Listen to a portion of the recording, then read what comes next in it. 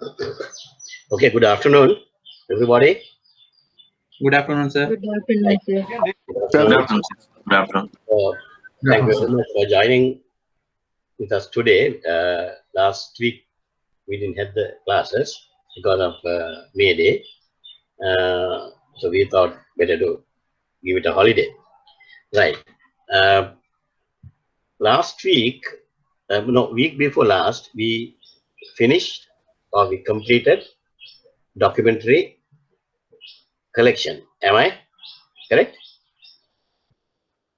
We have completed documentary collection. එහෙම නැත්නම් මම මග නැවතුවාද?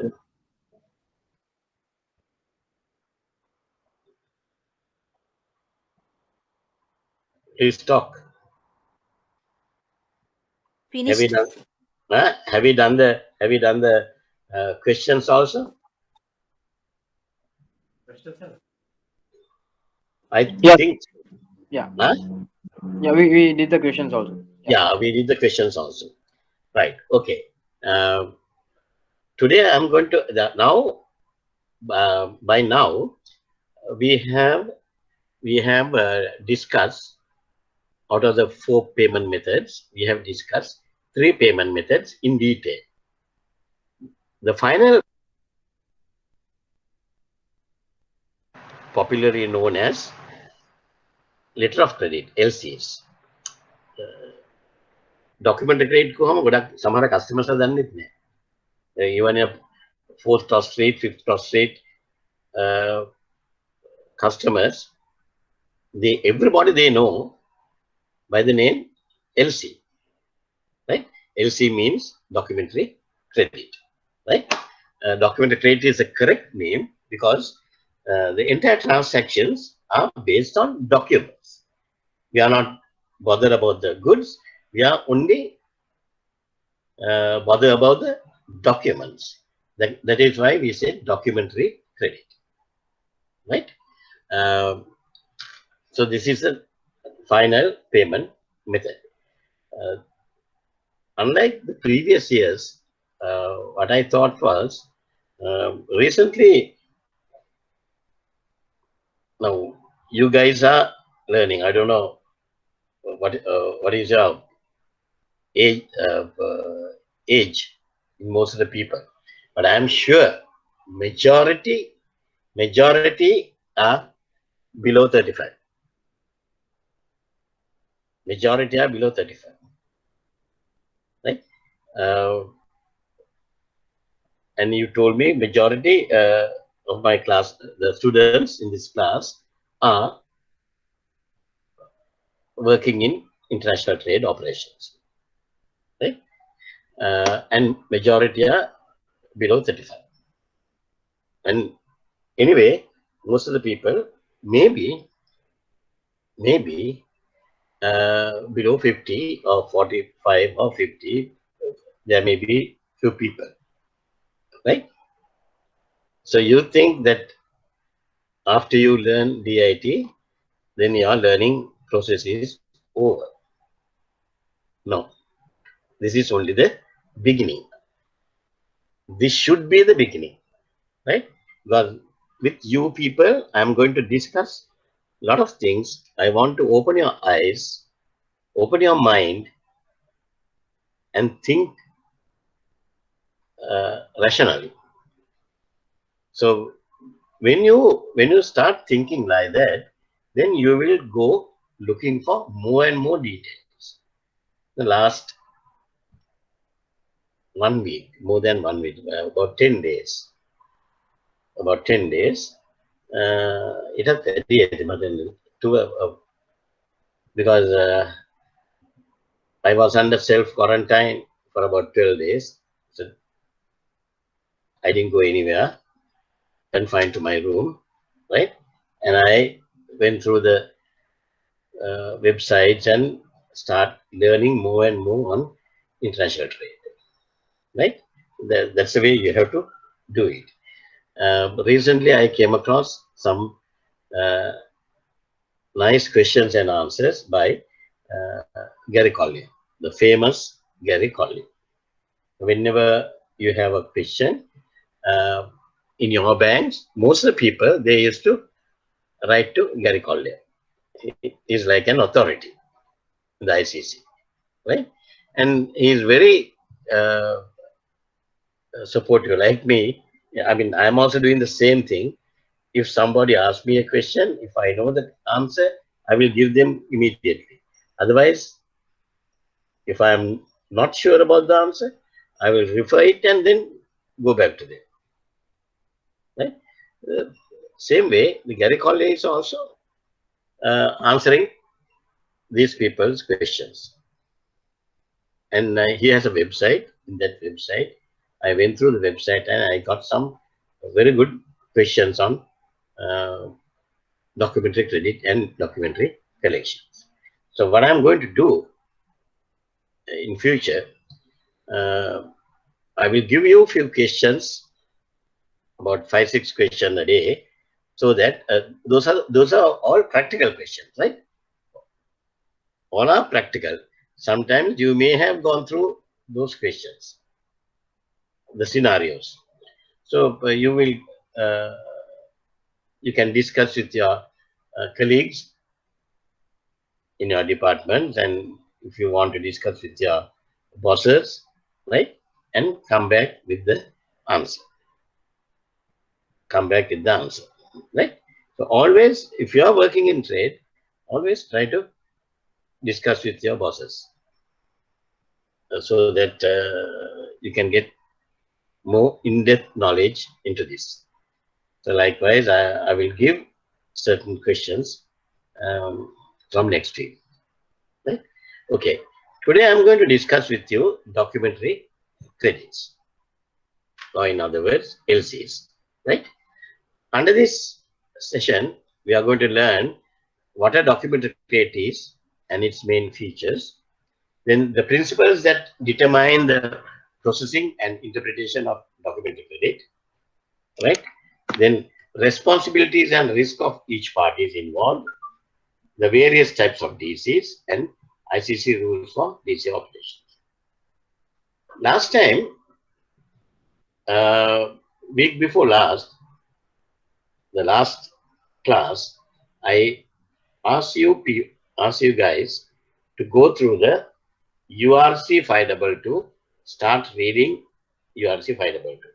I told you after 2 weeks, you may be able to finish the whole thing if you read at least 2 articles per day. Okay? We have only 26 articles, so we can easily finish that. Right? Okay. How many people have done that? How many people have done that? Just for my information and for my satisfaction, can somebody volunteer to tell me, yes, I have gone through once. I have gone through twice, or at least once. How many people?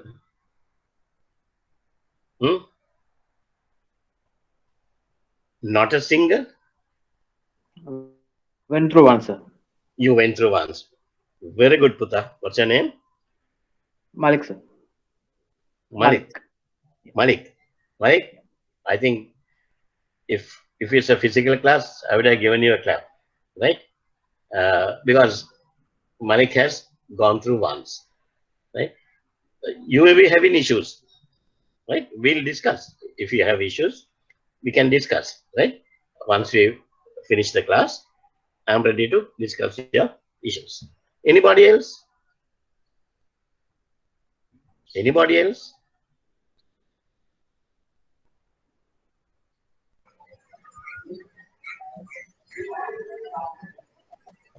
Anybody else? Don't allow Malik to be the only king. What about so I could go up to page number 9. Pardon? I could read up to page number 9. That means article number 4 only. Until article number 4 only, I could go through. Right. What's your name, Prasad? I am Prasad. Prasad. The Prasad has gone, and I salute to Prasad. You are very honest. Without seeing me, without seen my face and all, you can tell any amount of lies to me. But you're great. You're a great guy. Is it? Only up to 4. Good. But 4 is not enough. 1, 2, 3, 4 we have already done. Right? Only after that only we had to read. Right? Please try to finish it this week. We have to finish it. We have to finish it. Because otherwise, from next week, you have to start reading your CP 600.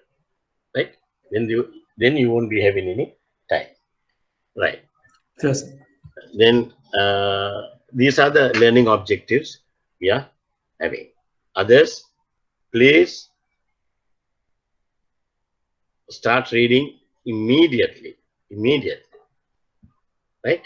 The මම ඔයගන්ට අනෙක් questions කොහොමද දෙන්නේ ඔයගොල්ලෝ මේකවත් කියවලා නැත්තම්. එහෙම exam pass වෙන්න බෑ. DIT pass වෙන්න නම් බෑ. Right? DIT එකේ මම සෑහෙන අමාරු කරනවා exam එක. ඒ ඔයගොල්ලෝ පාඩම් කරන විදිහට තමයි තියෙන්නේ. මොකද මේ exam එකේ quality එක අඩු කරන්න බෑ. This program DIT High Diploma in International Trade is highly recognized by the banks. Highly recognized. Right? Every bank recognizes this.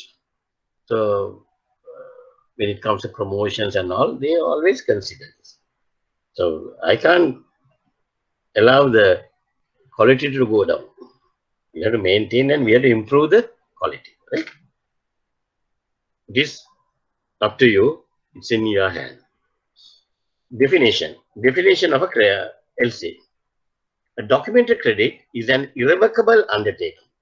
Irrevocable undertaking issued by a bank on behalf of the buyer. Issued by a bank on behalf of the buyer, that is importer, to the seller, exporter, to pay for the goods and or services. We all know LCs are, we open LCs for goods as well as services, provided that the seller presents documents which comply fully with the terms and conditions of the documented trade. Right? The seller presents documents which comply fully with the terms and conditions of the documented trade. Right? That is the definition. There are a few words in this one, new words that you have come across. One is irrevocable, right? And it's an undertaking issued by the bank. That is, the issuing bank gives an undertaking. For what? They give the undertaking to the exporter to say, right, we are prepared to pay you, provided that the seller presents documents which comply fully with the terms and conditions of the LC. Okay? His main features of the definition, if you go through, irrevocable undertaking given by a bank. This there, irrevocable undertaking. What do you mean by irrevocable undertaking? Why can't we open revocable credit? Why we open irrevocable credit? Can't change any conditions. You can't change conditions.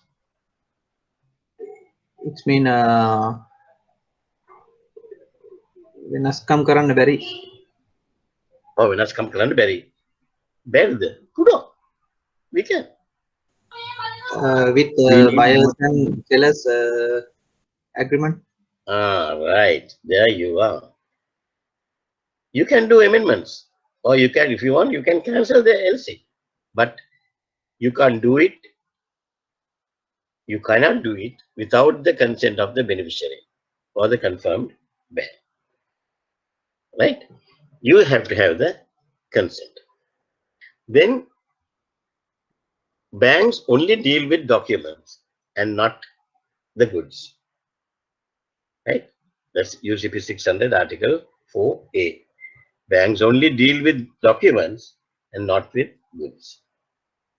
Right? The phrase which fully comply with the terms and conditions of the documentary credit refers to the fact that the undertaking to pay is conditional upon the terms of the credit being met. Right? Refers to the fact that the undertaking to pay is conditional upon the terms of the credit being met. Right? Right. Application of UCP. For documentary credits, all documentary credits should be handled according to the ICC Code of Practice known as Uniform Customs and Practice for Documentary Credits. Right? The current code is defined in the 2007 revision as ICC publication number 600. That is why we say UCP 600. UCP 600. Right? But periodically it is getting changed. I think very soon, I thought we would have got 2000, I mean UCP 700, but still it didn't come. Right? DC as a method of payment. DC as a method of payment. Can you please go through it? I'll bring a bottle of water and come. The principal four methods of payment can be summarized briefly as follows: advance payment, open account collection, all those things we have done. The main feature in all the above cases is either the seller or buyer has to depend upon the good faith and the performance of the other party. Otherwise, anything can happen, right? Then only you can exchange the goods for payment. Sometimes the buyer may take the goods and stay without paying.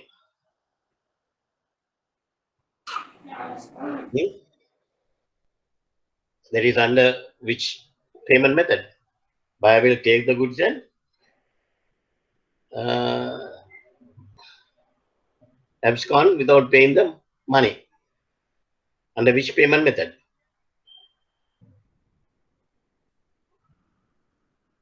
Which payment method? Answer. Open account. Open account. Very good. Very good. Then sometimes the buyer will send the money, but he will never receive the goods. Advance payment. Right? Advance payment. Then the document collection is a compromise of open account and advance payment, two extremes. Right? But in documentary credit provides the seller and buyer with an independent assurance in the exchange of goods for payment. Independent assurance. A third party independent assurance. Who is that party? Bank. Yeah. Right. Okay. Your answer is good. Bank. Which bank? The buyer's bank. Buyer's bank. Very good. Another name for the buyer's bank? Importer's bank. Importer's bank. Issuing bank. Issuing bank. Issuing bank of the documentary credit. Okay. Very good. I'm very happy. I mean, we have to have a conversation like this, even though we are not seeing each other. Whenever there's a question, please open up the conversation. The others can join. Right. Is Sumudu not there today? I'm here, sir. Ah, you are there. Yeah. I can only remember your name, because without you it will be very, very lousy class. Right? Okay, thanks. See, the people who are talking, people who are contributing, people who are interacting with the others. Even the lecturers can remember their names, right? Sumudu, puri case Yes, sir. after the class, Yes. a personal matter before I forget, Right. right? Yeah. Can you give me a call? You know my mobile number? Yeah. The number. I'll call you. Yeah. No Yeah. worries. Yeah. Please call me. I Sure. have a complaint to make All right. against singer, Oh my word. Okay, sir. right? We'll call you personally. I want you to investigate it, right? Okay. Okay, Okay. right. Give me a call later. Okay. Okay, sir. Don't worry. මේ ලොකු දෙයක් නෙමෙයි. හරිද? එන්ට All right. ඒ නම ඔයගලගේ නමට හොඳ නැහැ. අපි ඒව නවත්තන්න ඕන. කොහෙන් හරි. All right. Right. Okay. Okay, sir. Parties to a documentary credit. Parties to a documentary credit. Now, just to check your memory, right? Can you quickly answer my question? Under collection,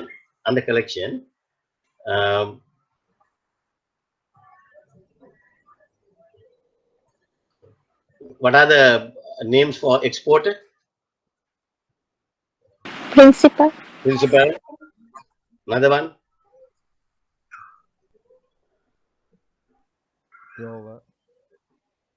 Another one.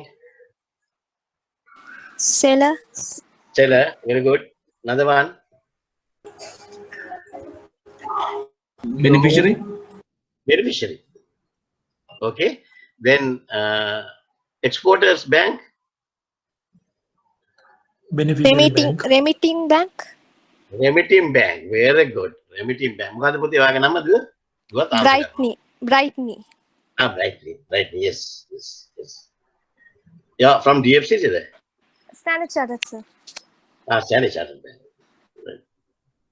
Right. Okay. එනම ඊළඟ තියාගන්න ඕන මට. අමතක වෙන්න නම්.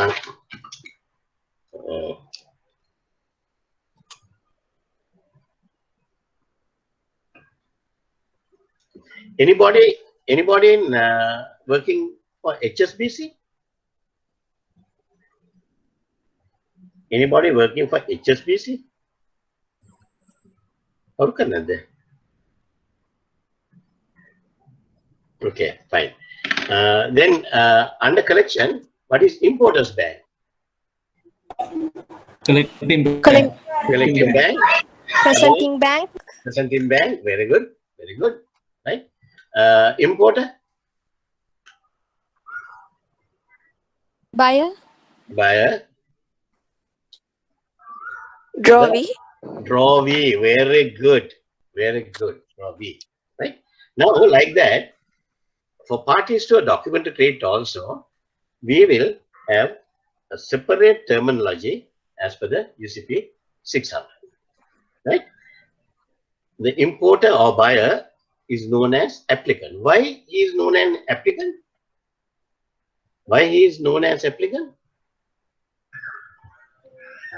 He is the one who applies for the LC.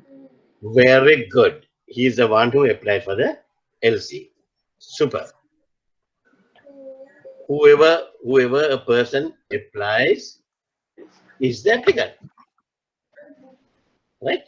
If you are applying for a loan, then you are the applicant for that. Right? Same thing. Importers bank is called as issuing bank. Earlier somebody gave me that answer. Then bank in exporters country. Once we open the LC, we advise the LC to that particular bank, exporters country, the bank in exporters country. We call it advising bank. Then exporters other banks, optional, confirming bank. We'll talk about what is confirming bank and all those things later, right? Then the exporter is the beneficiary. He's a beneficiary of the transaction. Okay, an irrevocable DC can only be cancelled or amended with the agreement of all parties to the DC. Okay. The second part is very, very important, right? Can somebody tell me who will be the parties to a DC contract? Who will be the parties to a DC contract? Issuing bank, Issuing bank, beneficiary, beneficiary, confirming bank. confirmed bank. Lastnට කිව්වා පොතේ තියෙන එක ඔය කෙලින්ම. Right? Why you omit applicant? Why you omit applicant? DC applicant is not a party to the DC contract. Yes, sir. Right? ඒක very ඕනම කෙනෙක්ගෙන් මම දැන් ඔයගොල්ලෝ දැන් කිව්වා කවුද කිව්ව පුතා කවුද? මරිද්ද? Prasad. ඈ? Prasad. Prasad. Asad. Asad. Prasad. Prasad. Prasad. Prasad, very good. Even going through this presentation, you may have answered, but a lot of people, even if I ask this question in the exam, parties to a DC contract, immediately you will start with applicant or the importer. But importer or applicant is not a party to the DC contract. Why? Why?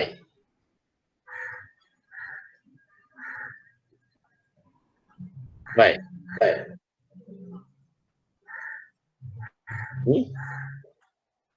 We have to discuss. Why? Because when we open the LC, who gives the irrevocable undertaking to pay? Who gives the irrevocable undertaking to pay? Is it the applicant? Issuing bank. Issuing bank. Issuing Not the applicant. On behalf of the applicant, issuing bank is giving the irrevocable undertaking. Therefore, whether the applicant pays or not, issuing bank has to pay. Issuing bank has to pay. So therefore, it is always, we don't take DC applicant as a party to the DC contract. Right? Berrelawa documents in applicant bankrupt, still the issuing bank has to pay. Because they are the people who gives an irrevocable undertaking on behalf of the applicant. Right? Bank's consideration prior to issuing a DC. Now, unlike the other three payment methods, under LCs, when we open LCs, the bank, before we open the LC, the bank has to have certain considerations. They have to be careful before issuing the, prior to issuing the LC. Right? Why? Under open account, once we send the goods, if the buyer sends the money, we will get the money. If the buyer deferred the payment, sorry, we won't get the money. Advance payment, buyer will send the money, he might get the goods or not. He is at the mercy of the buyer will be at the mercy of the exporter. Right? Collection, again,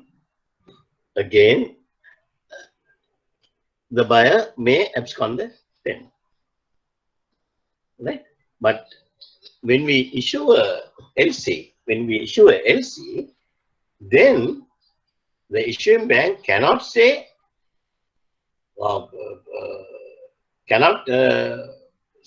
sorry, we can't pay. They have to pay. So because of that, they have to consider certain concerns prior to issuing the DC.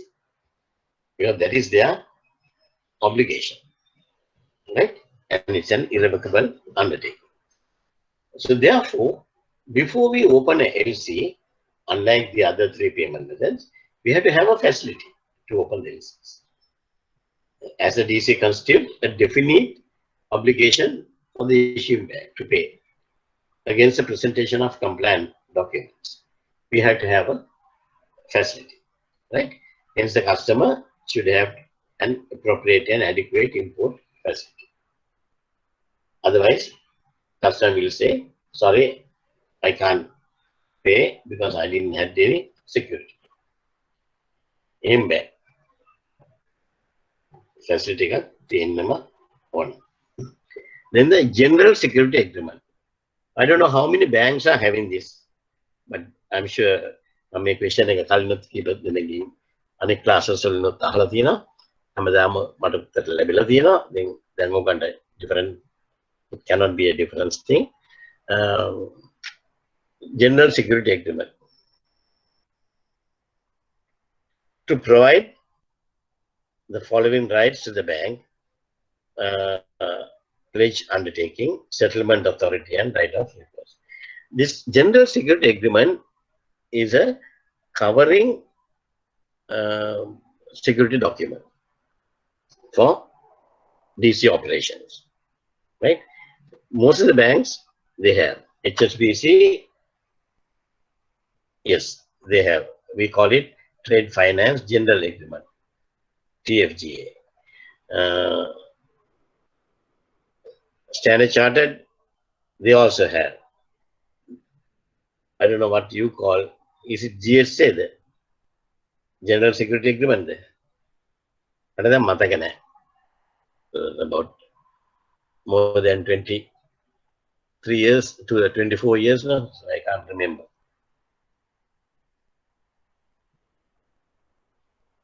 Bradley, can you remember? Sir, can't. I'm not sure, sir. You're not sure. Every trade customer, before we enter into trade transactions, we have to have a general security agreement. HNB, they have. Celan, they have. NTB, they have. NDB, they have. DFCC, they have. Everybody, they have. Right?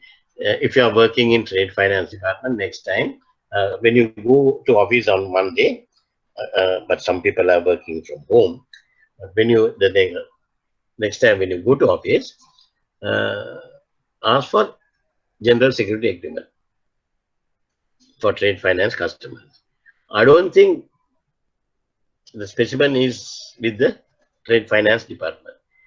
You have to ask one of your friends, RMs, relationship managers.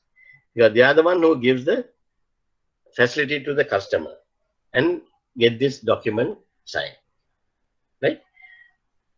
Normally this document is like a small, about 13 pages booklet tag A4 papers, 13, 14 pages, right?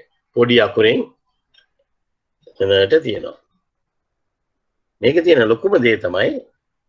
anything under the sun and moon is covered there, included there, right? The customers, the poor customers, the foolish customers, when they are announced by the RM, Mr. Perra, okay, your LC facility is approved. Your LC facility is approved. කිව්ව ගමන් mister පෙරරගේ සන්තෝෂ කොච්චරද කියනවනම් හිනාව යනවා කටේ අන්තිම ගෑලා කනේ නේද කට කනේ කියලා කියන්නේ කට කනට යනකම්ම හිනා යනවා හරි ජොලි. Now he can open the LCs. Then the RM will say, but Mr. Perra, before we open the LCs, there are certain security documentation and there are certain security documents.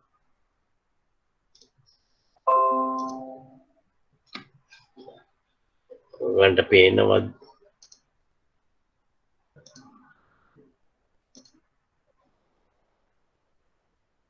Can you see this presentation? Yes, sir. Right, okay. Sorry, yeah. එතකොට අරයා කියනවා Mr. Pereira, but there are certain security documentation to be signed. Okay. So, give me. Then facility එක pass කරලා කියලා කිව්වට පස්සේ දෙන ඕන එකක් අසං කරනවා. අපිට තියෙන්නේ place එක පෙන්වන්න විතරයි. මේ page එක අන්තිමට අපි කියන Mr. Pereira, every page you have to put your initials.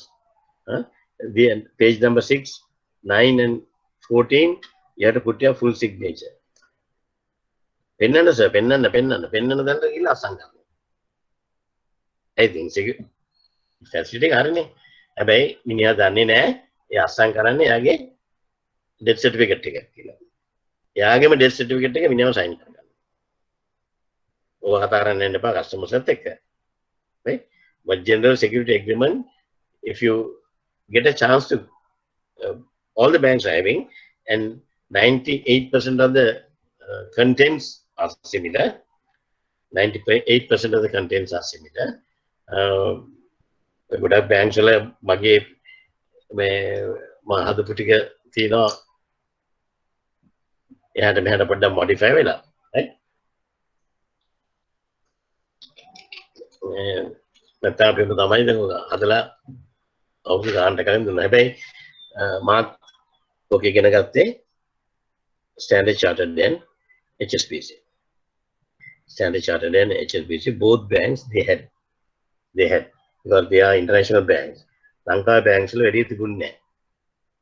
ඊපස්සේ අපි ඔක introduce කළා. From 2012 after I took over DIT, right? I think 2012-13 කාලේ යනකොට සමහර banks වල තිබුණේ නැහැ. නමුත් මම කියලා මම specimens දීලා අපි ඒවා දාගත්තා. Right? So general security agreement, everything is there. Everything is there. හොඳම example එක තමයි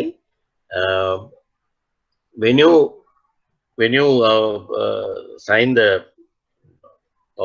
when you are taking a what do you call this insurance policy for your vehicle, that will run for few pages, ne?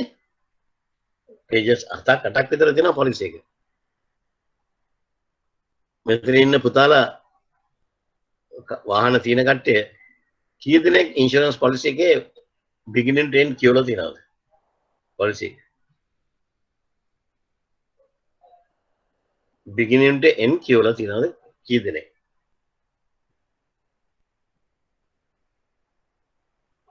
එක්කෙනෙක් කියන්න බෑ මට. මම හිතන්නේ කවුරුකත් including me මෙච්චර දේශනා කරන මාත් කියවලා නැහැ. අපි ඔක හිතන්නේ හරි තමයි කියලා. මටත් උනේ ඉන්ෂුරන්ස් එක ගන්න විතරයිනේ. ඉන්ෂුරන්ස් දුන්නා අවසන් කළා දුන්නා.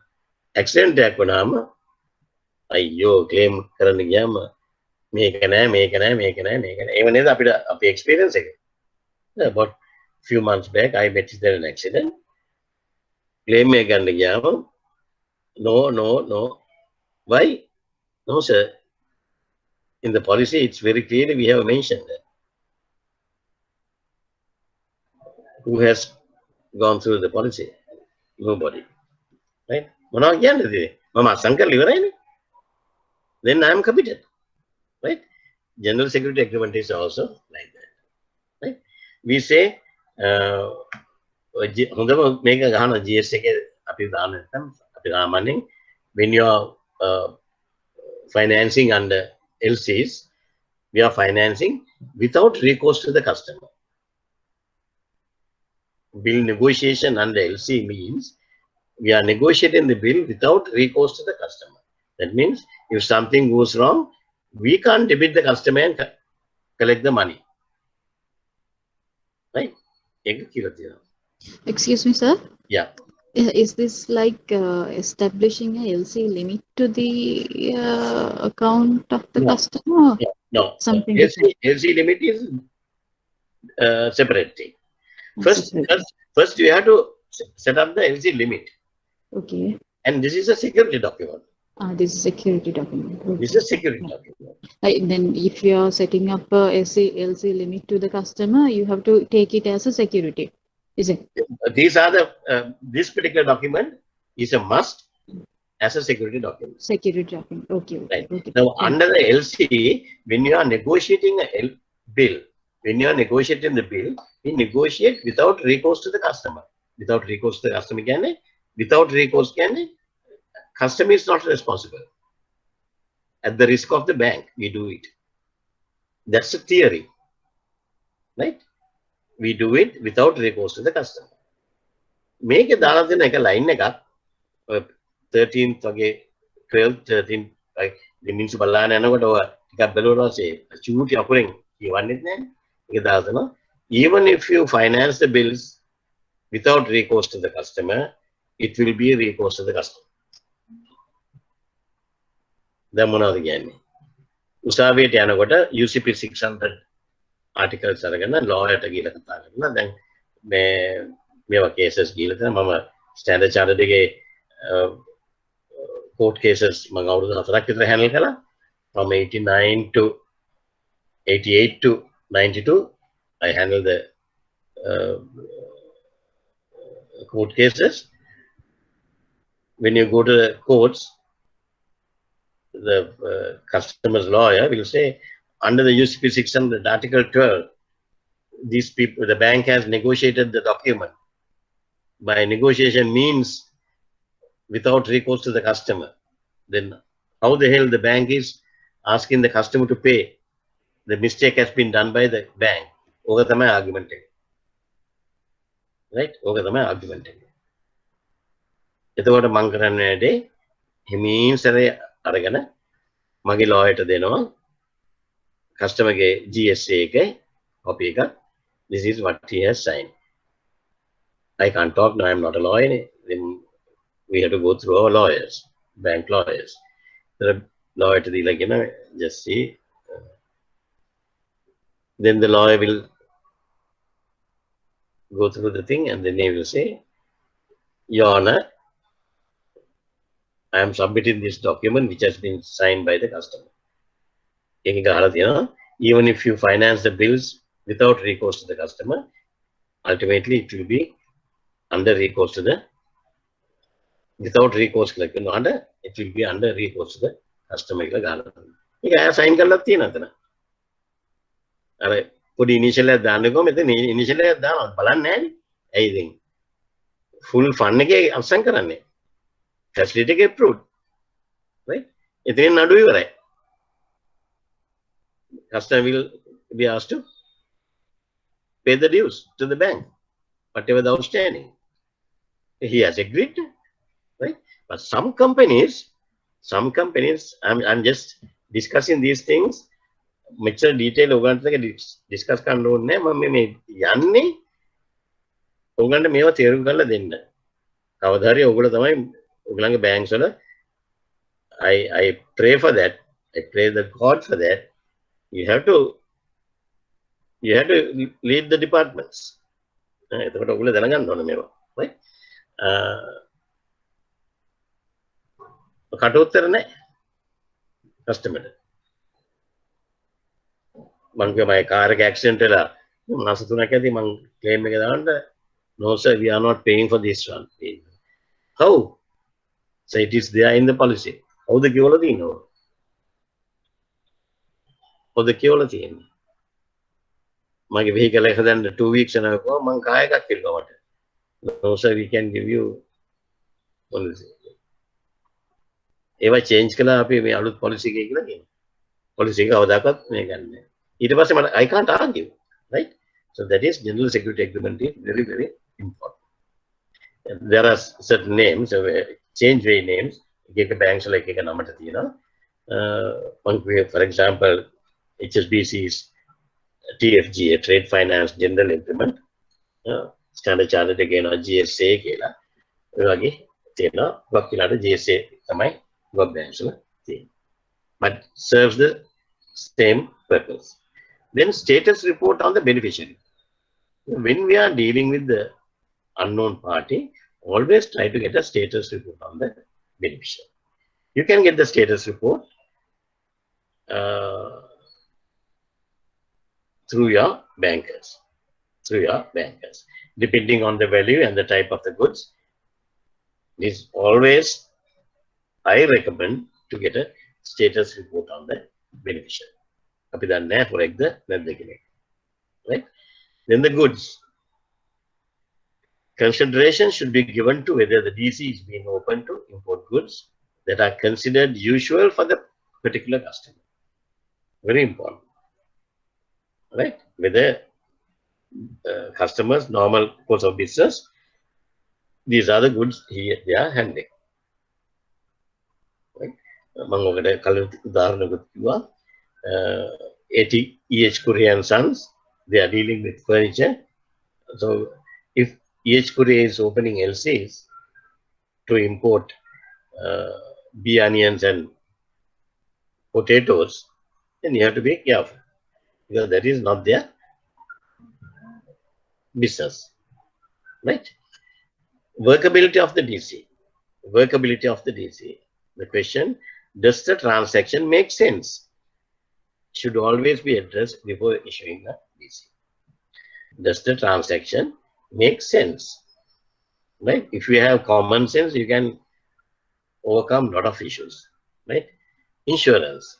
As per the related Incoterm, an original insurance policy should be provided by the applicant with the bank's interest in the policy noted. Right? Always when you open the LCs and the insurance policy, we have to mention the bank's interest. Right? But if something goes wrong, the bank may be able to claim the money. Then benefits and disadvantages in documented trade operation. Do you have any questions up to now? Do you have any questions up to now? LC part again important. Questions.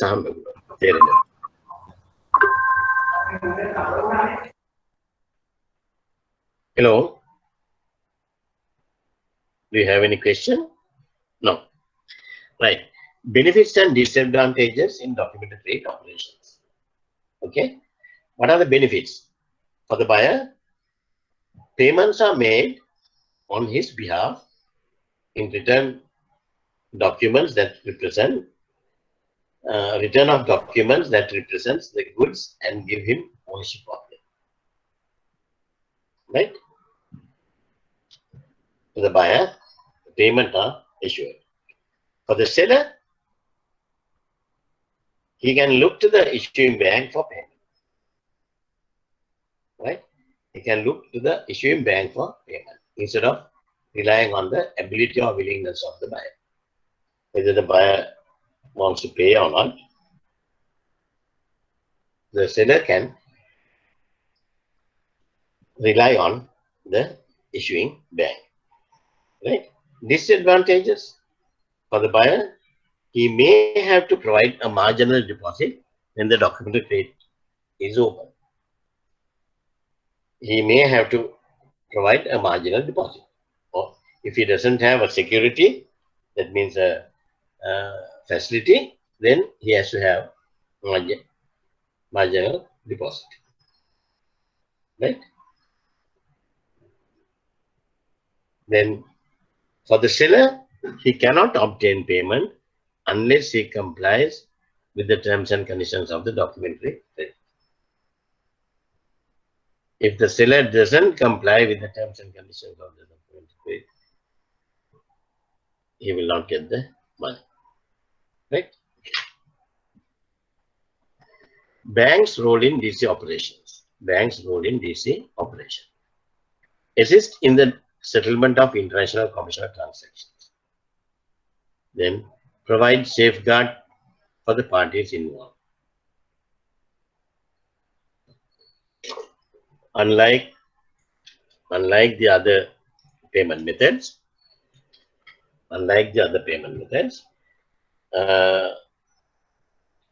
this will provide safeguards for the parties involved, both parties, buyer and the seller. ensure payment, but provided terms are complied with. Right? If the terms are complied with the, if the conditions are complied with the terms and conditions of the LC, they will be paid. Right? Deal in documents and not in the goods or services involved, and payment are made on this basis to the bank. For example, forex profit, interest and commission income. මේවා කොහොම අපිට එනවා LCR කරගෙන. We get forex profit, right? And we get interest as well as commission. When we open LCs, the issuing bank will get commission, LC commission. When we retire a bill, we get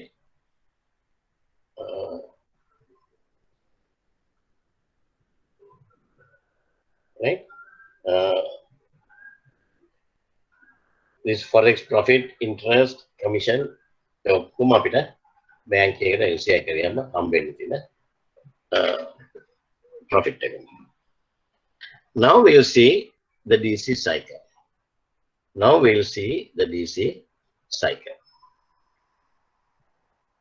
Before I explain, right? Can you please go through this? I'll give you 2 minutes. Please go through this, the sequence, numbering order. 1, 2, 3, 4 numbering order. Can you go through this and try to understand rather than me telling you the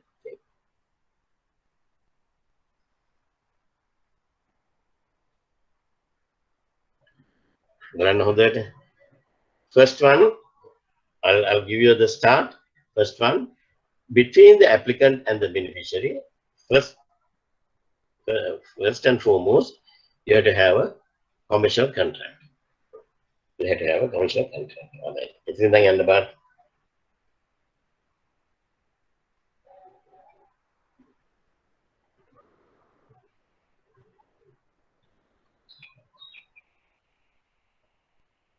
It's in the end about.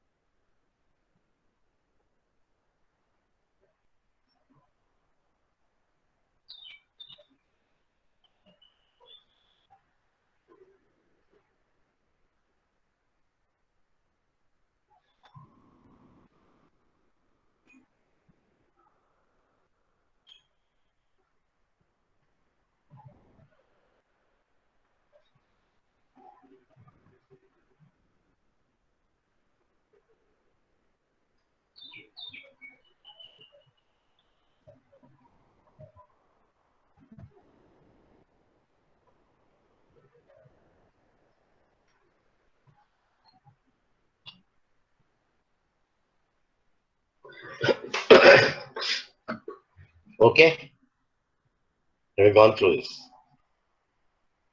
Number one, we have applicant and the beneficiary. Applicant is the importer, beneficiary is the exporter. Between them, the first step is they have to have a commercial contract. Right? And based on the commercial contract, the beneficiary will issue a document called pro forma invoice. Pro forma invoice, PROFO. PROFOMA. Pro forma invoice. Then the applicant will come to the bank, his bank, the bank we call issuing bank, with the LC application. Every bank has LC application. Right?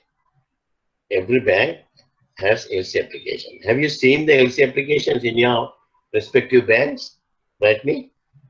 Yes, sir. Yes. Then, Prasad? Yes, sir. Yeah, you have seen. Right? Even Sumudhu, you may have seen, because you are dealing with a lot of banks, no?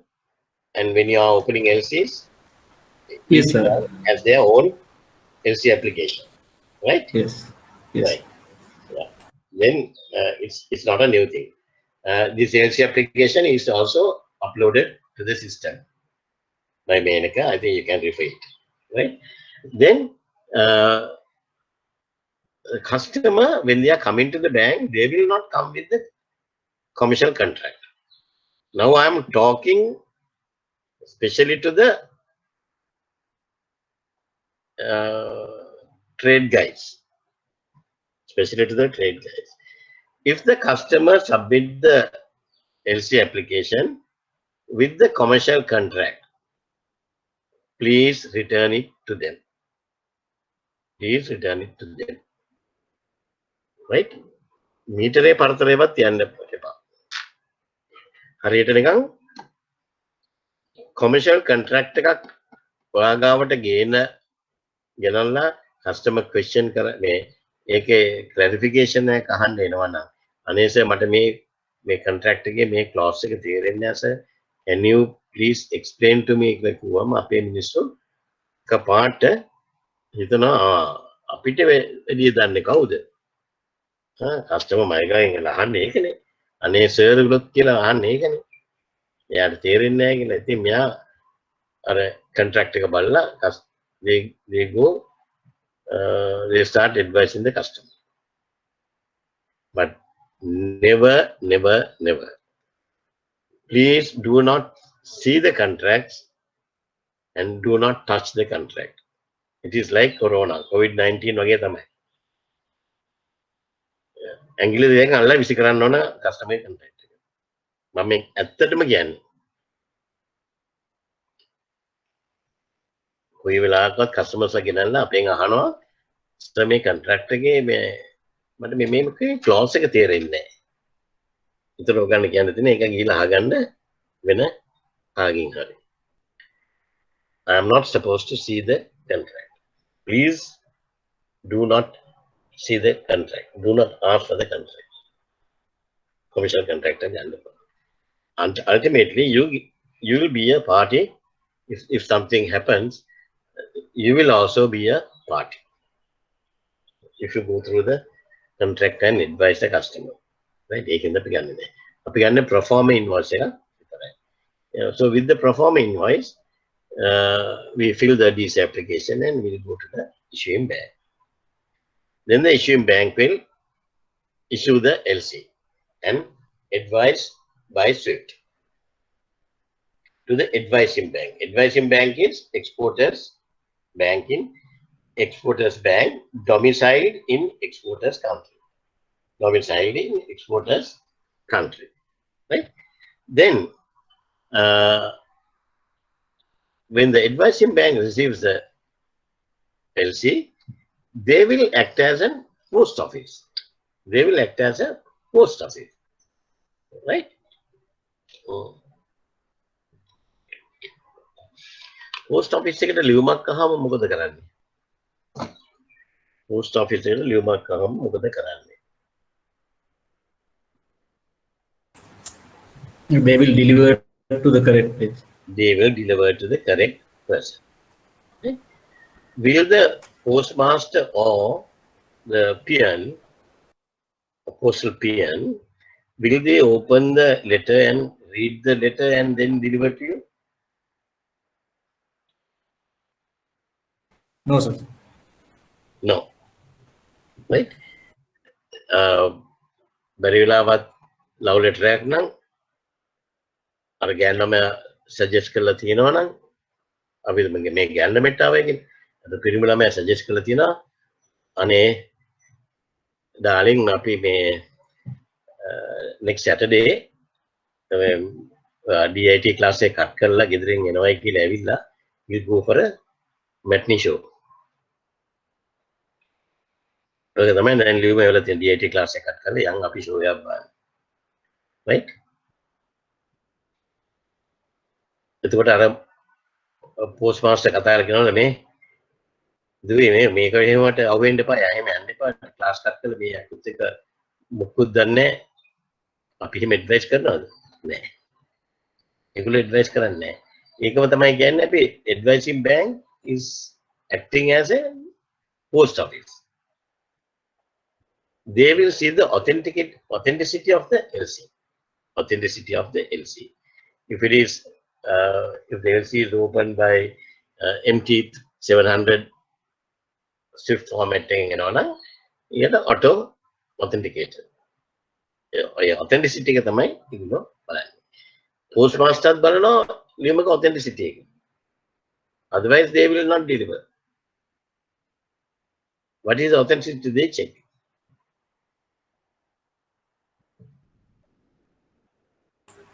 Stamps. Stamps. The revenue. The revenue stamps have been fixed or not. Right?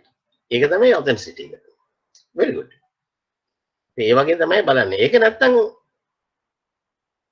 deliver කරන්නේ නැහැ. Stamps නැත්තම් deliver කරන්නේ නැහැ. Right? මේ වගේ තමයි මේකත් කරන්නේ advising bank. හැබැයි that is post office, this is bank. The banks, as a bank, we are advising to our own customer or the exporter. So therefore, we will just add a cursory glance, and then if there's any gray areas, we used to inform the customer, and they will see. Right? We used to inform the customer.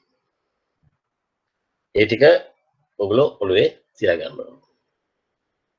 නැත්නම් LC එකක් අපි දන්නවා යනවා pages 3-4කට යන්න පුළුවන් LC එක. pages 3-4කට LC එකක් යනවා. හැබැයි අපි LC එකක් මේව කරන්නේ මොකක්ද ඒකට කියන්නේ ඒකත් අපි උඩින් පල්ලෙන් බලලා we never spend more than 3 to 5 minutes to read the LC and to load the LC to the system. Right? Okay.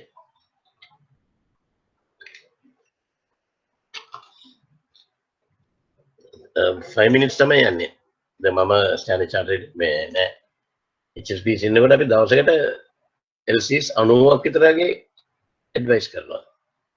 90 LCs, just imagine. Right?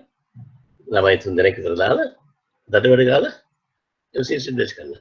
ඔය රීඩ් කරන්න ඉන්නකොට හැබැයි අපි we have a cursory glance, and if there's anything, any gray area, we used to advise the beneficiary.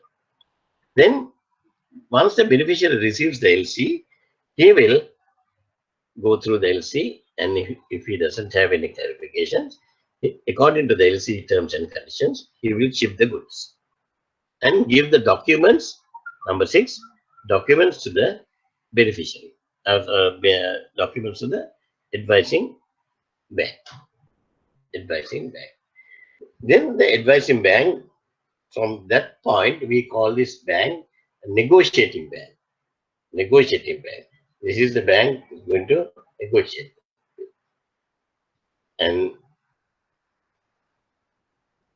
the bank will go through the documents to see whether the documents are complied with the terms and conditions of the LC. Documents are complied with the terms and conditions of the LC. Right? And if the documents are complied with the terms and conditions of the LC, then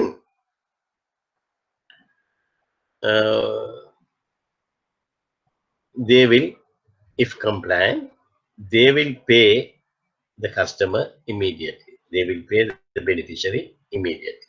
They will advance the money. Right?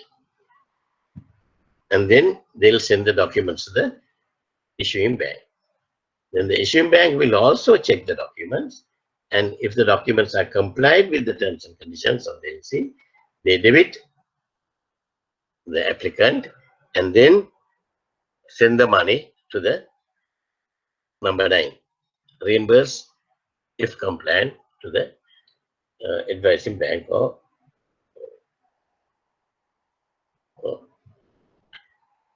then when the negotiating bank or the advising bank, when they receive the money, are they going to give it back to the exporter again?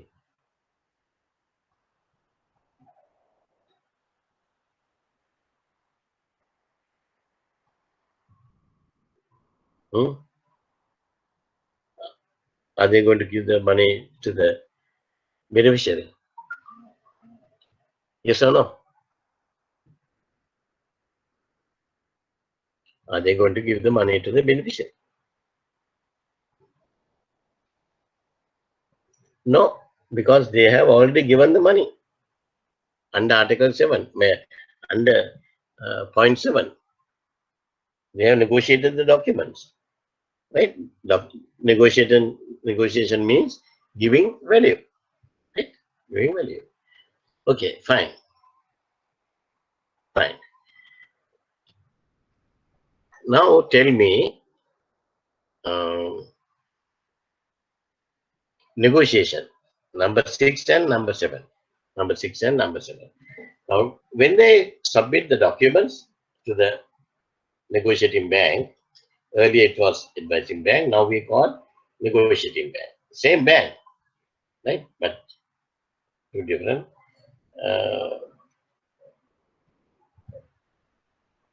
different functions, right? Okay. In most banks, earlier, those days, we used to give the money immediately. We did negotiation. But unfortunately, I have seen in almost all the banks in Sri Lanka, they are not do pure negotiation.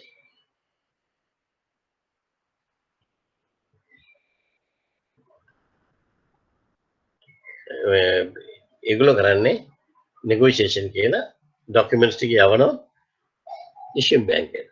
Issuing bank එකටලා issuing bank එකෙන් සල්ලි හම්බුනට පස්සේ තමයි දෙන්නේ. That is not negotiation. Right? If they check the documents properly, then yes, they will have to give the money. Right now, you are in SCB trade? Yes, sir. Yes, sir. Trade එකේ lobby එකේ තියෙනව නේද TV එකකුත් දාලා? TV මොනවාද sir? ඔයාලගේ lobby එකේ තියෙනව නේද TV එකකුත්? Yes, yes. Yes, sir. Yes. Yeah. Right. NDB? Are there NDB people? මම දැක්කේ ඒවා.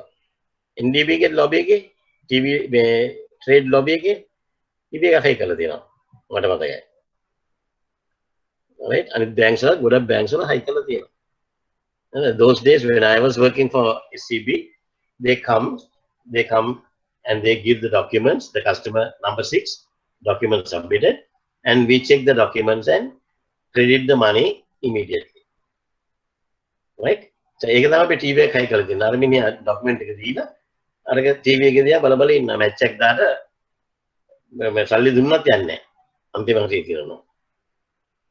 හොඳ AC එකේ TV එකත් බල බල ඉන්නවා. Right? ඒ ඉස්සර දැන් නම් වෙන්නේම නැහැ මම දන්නේ ඇයි කියලා. Right?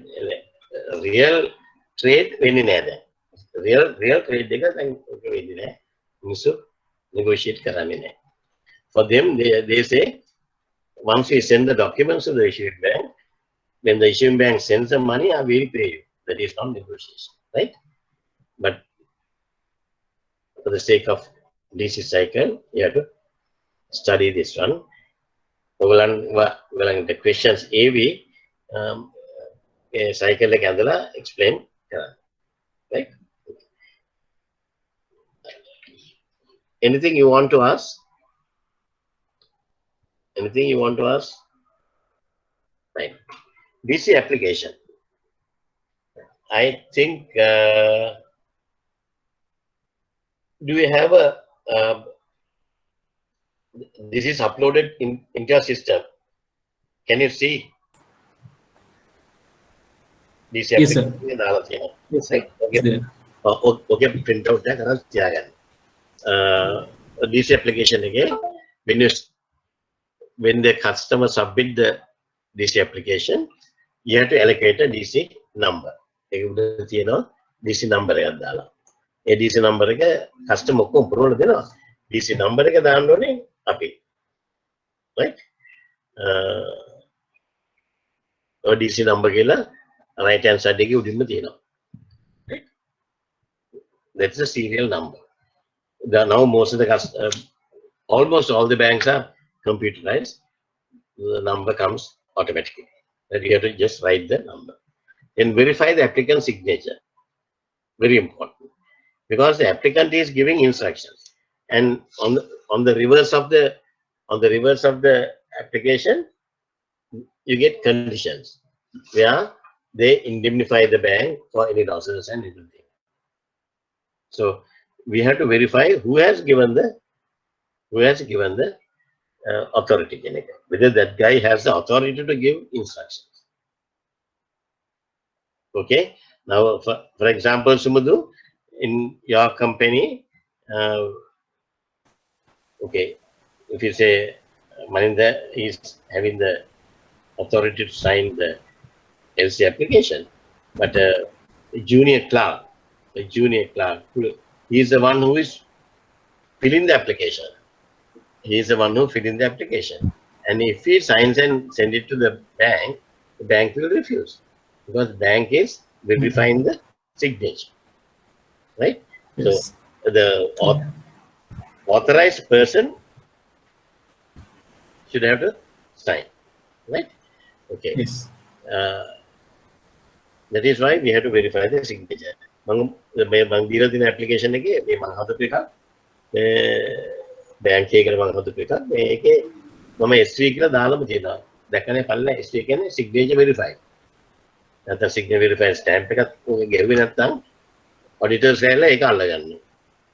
signature verified කරලා නැහැ කියලා. right? SV කෙනෙක් උඩින් අපි යන්නේ you have to put your initial. Right? Ensure DC amount is within customer's facility. Very important. If the customer is having a facility of rupees 10 million facility, and the DC amount is about 10.5 million, then it is above the facility. Then you can't open the LC. Right? So we have to ensure that whether the DC amount is within the customer's facility. Then number 4, check valid import license held on goods within port limit if required. Right? If it is if the goods needs an import license, then we have to submit the import license copy. Right? Then check that exchange control regulations are complied with if required. Right? Then check whether status report on the beneficiary is held and up to date or required if new customer or new business for existing customer. Whether we are having a status report in place. Up to date. Right? Then, if DC terms are FOB or CFR, if the DC terms are FOB or CFR is constant rate, the Incoterms, which we are going to learn in another 2 weeks' time,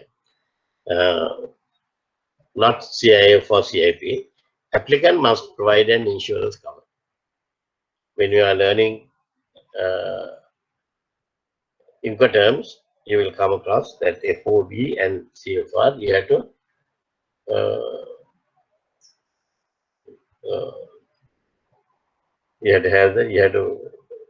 it's your obligations to prepare the insurance policy.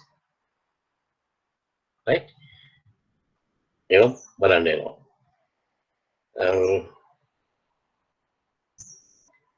And you have to see whether the insurance policy is consigned to the bank. It's consigned to the bank. If something goes wrong, first we'll have to claim the money, right? The bank has to claim the money. So we have to have our interest mentioned there. Then check application for full instructions.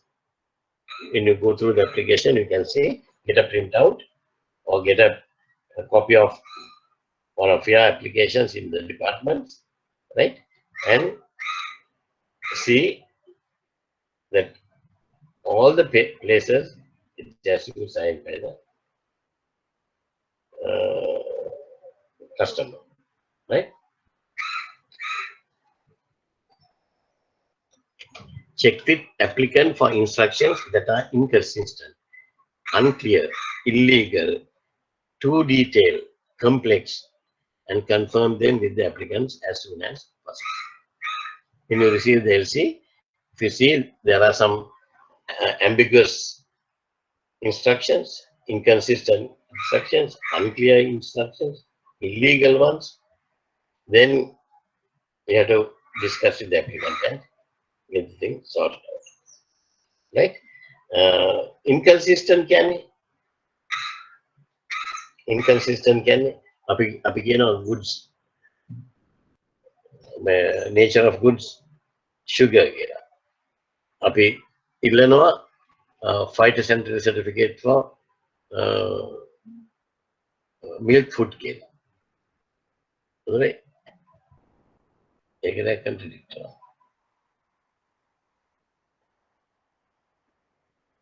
Right? Okay. Check the applicant for instructions that are AQR compliance with the policies of the bank. For example, arms and explosives. Arms and explosives, most of the banks, they don't allow customers to open LCs for arms and ammunitions. Right? Yeah, what are in the bank? Right? Certain banks, they don't allow, I don't know about SCB, for HSBC, I'm sure, I can remember, they don't allow opening LCs for import of logs. What do you mean by logs? LOGS? Wood. Wood, yeah. Lee kota kela logs. Lee kota. Hey. HSBC, that's our, it's there in our film. That's our global policy. We are not opening LCs for getting down logs. Why? In the interest of the nature? Yeah, that is the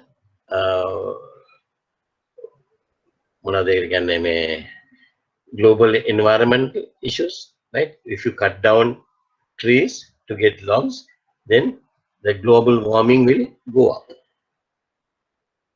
right? So, as a responsible bank, they will not open LCs to import logs, right? That means indirectly they are trying to discourage people getting down logs. Gas kapan not that, right? Take banks or policy. When a bank of some people's bank, right? Review of DC prior to advising, right? Review of DCs prior to advising. Now it has gone to the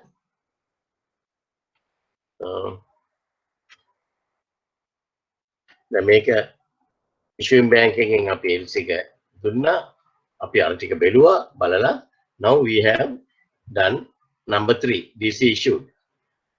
And now the advising bank has received the DC. Advising bank is the corresponding bank of the issuing bank. Corresponding bank of the issuing bank. Right?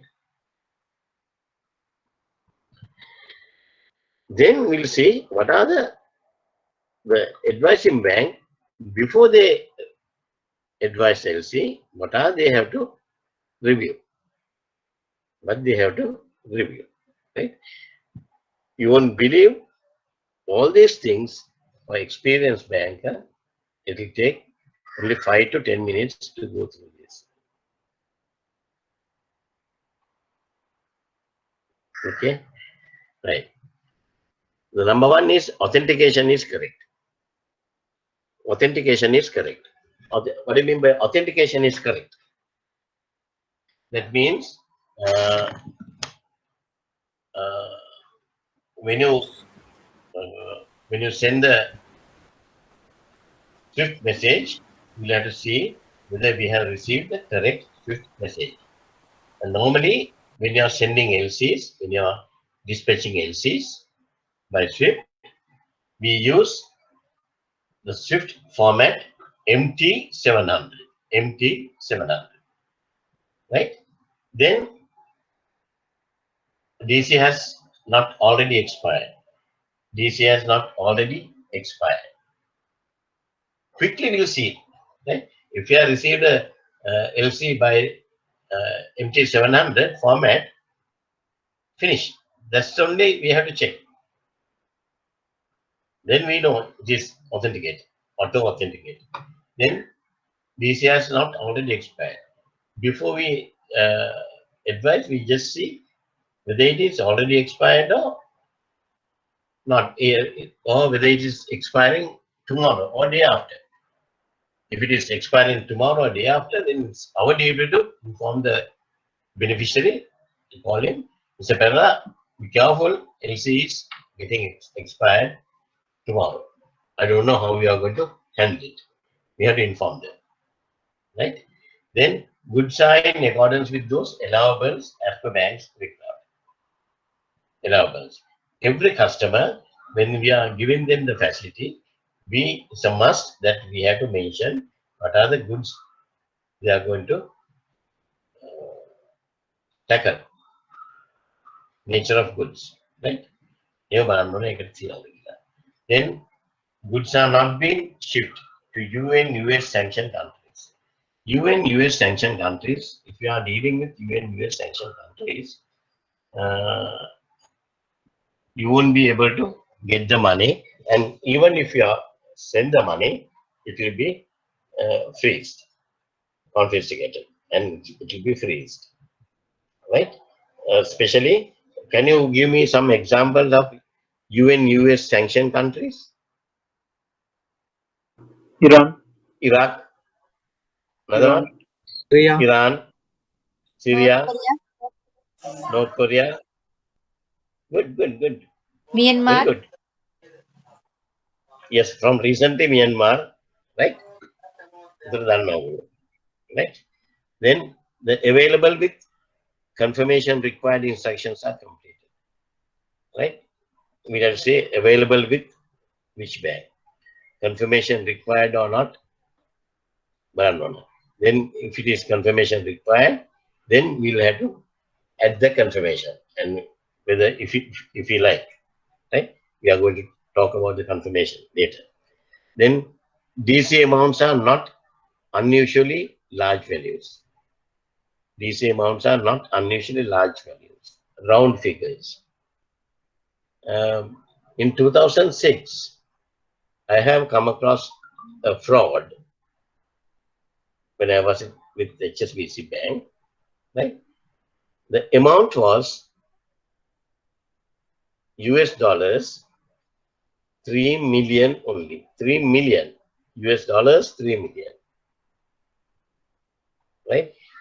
Again, 3, 000, 000, 3 million. හරියටම එන්න විදියක් නැහැනේ. නේද? ඉතින් ඒකෙන්ද unusually large and round figures.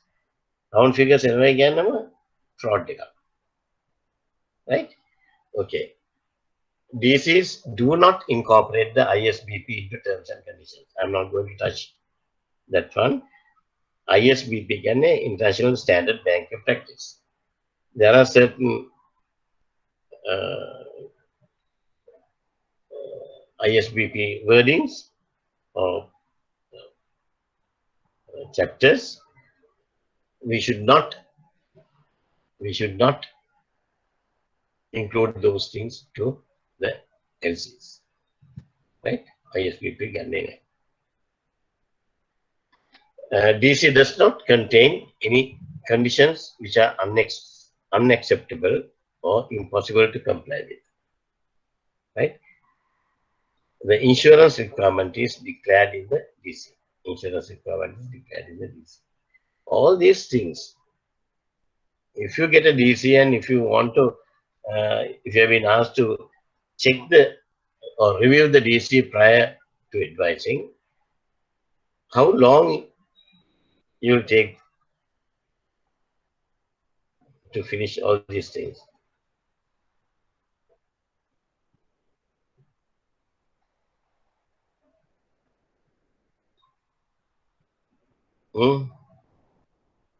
Anything else?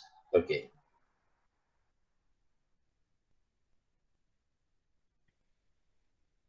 Important considerations when advising PCs. Advising banks, rules and obligations, LC transmission methods, advising procedures, and advising commission and amendments. Right? Make a mama discuss කරන්න වෙනවා articles with එක. Now, before I go to the other one, right? I just want you to get hold to your UCP 600. Do you have a copy with you, everybody? UCP 600? Yes, sir. The system is load කරලා තියෙන්නේ මම කොහොමද print out එක කරගන්නේ කියලා. ඒ print out එක දැන් ළඟින් තියාගන්න. Print out එක ළඟින් තියාගන්න. ළඟින් තියාගෙන තමයි කරන්න ඕනේ. මාත් දැන් print out එක okay.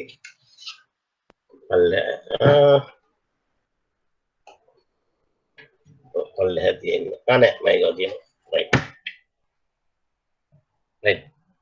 එතකොට advising banks, role and obligations. Right? Can you turn to these articles? Okay, Article 1, Article 2, 8 copy. Then advising bank. Article 9. Article 9. Right? Can you turn to Article 9? It says, a credit and any amendment may be advised to a beneficiary through an advising bank.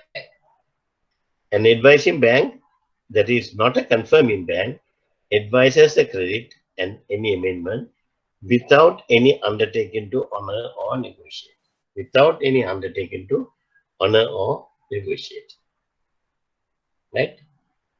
If you just advise the LC, you don't have any obligations to honor or negotiate, right?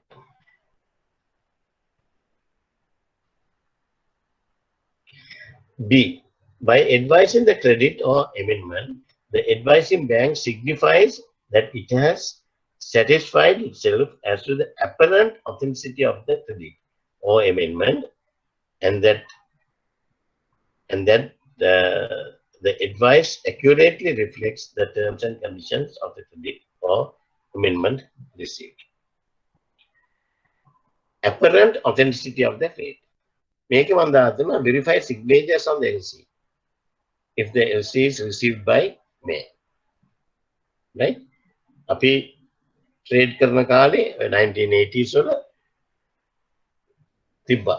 අපි verify කළා signatures. LC එකේ. අපි ගාව තිබුණා signature card එක තමයි නාමාවලි. then everything under Swift, right?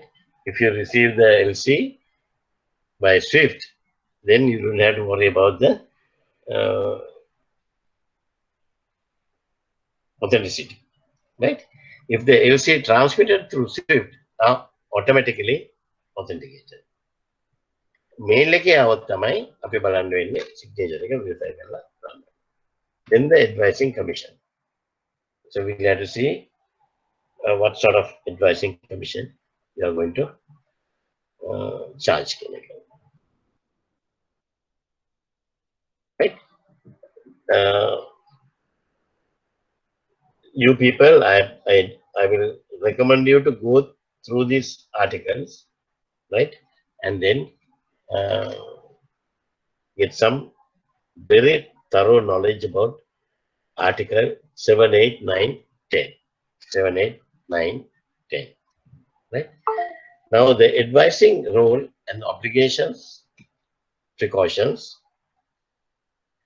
doubt regarding the integrity of the beneficiary of credit, you have to be careful. Right? LC received from a bank with no established agency arrangements. Now, you all know as bankers, when you are opening LCs and when you are advising LCs, you have to have correspondent bank relationship. Right? You have to have advising bank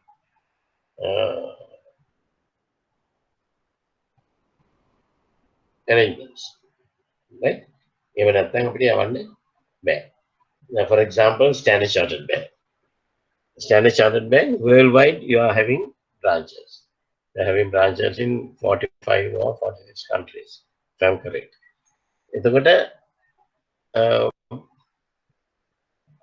They always deal with their branch officers, right? But take a bank like NDB or NTB or Ceylon, they don't have overseas operations, right? Egulangi tina vedama corresponding banking agency arrangements requirement. In the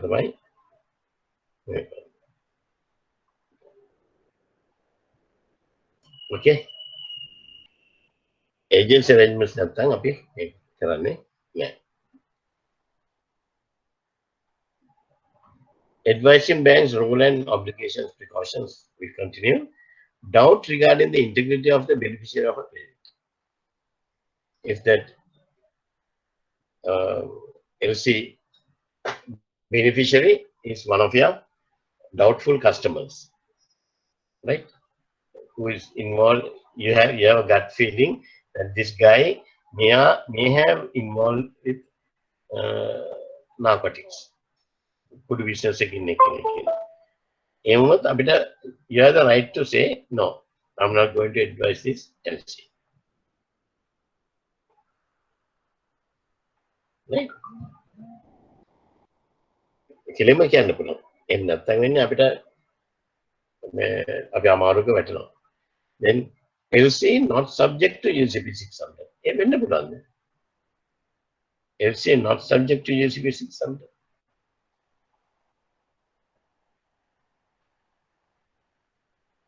What do you mean by that? You won't believe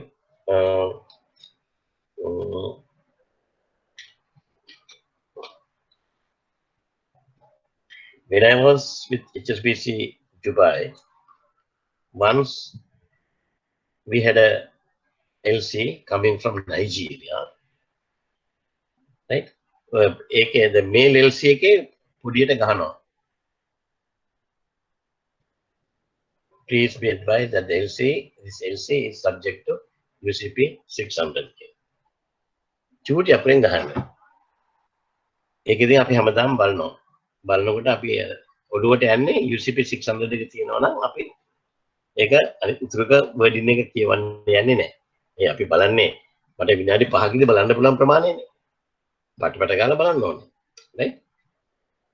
A LC එක දාලා දුන්නා LC is not subject to UCP 500. At that time, it was UCP 500. LC not subject to UCP 500. Even I miss it. Because my eyes always goes to the UCP. Number I'm under the impression that we let us say LC not whether LC is subject to UCP 600. If it is Swift LC, the top එක හරියේදී Swift message එකේ තියෙනවා subject to UCP 600 කියලා. But when it comes to mail LCs, it is printed. මේක print කරලා තිබුණේ this LC is not subject to NOT එකක් ගහලා තිබුණා. Not subject to UCP 500 කියලා දවසක්. ඒක මිසලා ගියා නම් අපි ඔක්කොම ගස්. මොකද අපි UCP 600 එක හැටියට ආගියු කරන්නේ. අපි negotiations අරම මේ වගේලා ආගියු කරලා ඒ commissions මේ කරගෙන ඉන්නේ. අරගොල්ලෝ දුන්නේ නැත්තම් අපි කියනවා as per the article 20 as per the article 12 article 13 අපි we will go on arguing. They will say go and fly a kite. Who says no as per the UCP 500 or 600. So we have clearly mentioned that it is not subject to UCP 500. දැන් හරිනේ වැඩි තේරෙනවද ඒක risk එක ඉච්චරම risky ඉච්චරම risky වැඩක් මේක තියෙන්නේ ඒක අපි ඔය බලන්න ඕන. Sir, I have a small question. If it does not comply with the UCP 600, then that particular LC it cannot be done, right, sir? Yeah, if they have mentioned it is not subject to UCP 600. Now, how can you proceed? Because LCs are governed by International Chamber of Commerce publication UCP 600.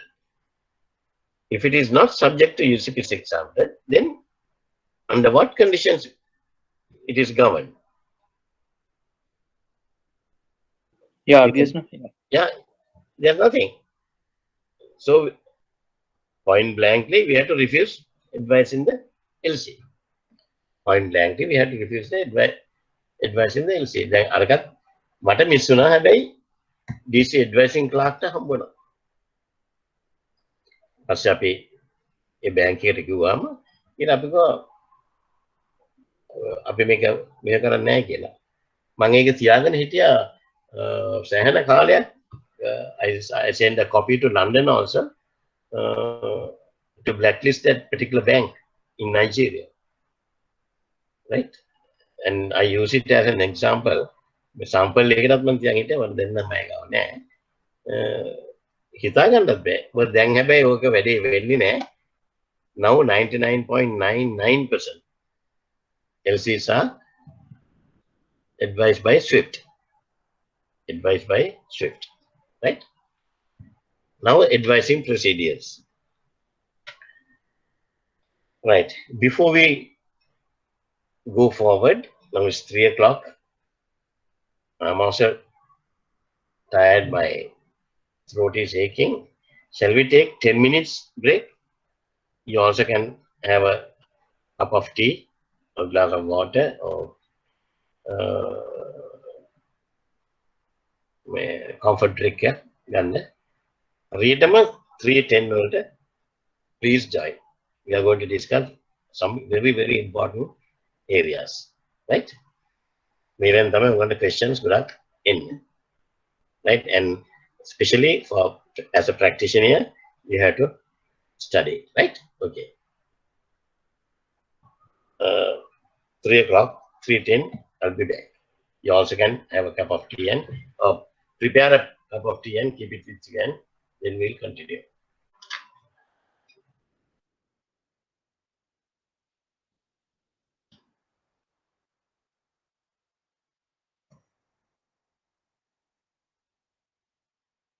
Okay. Important consideration when advising LCs. Right? Important consideration when advising LCs.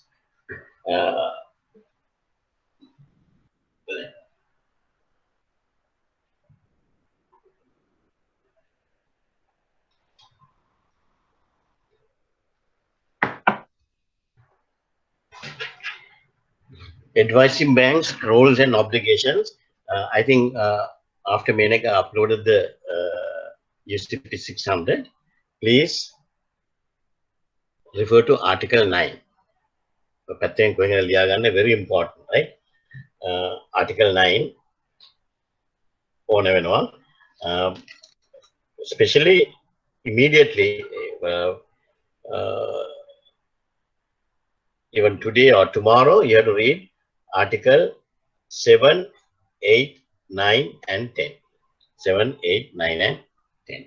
Right? Then only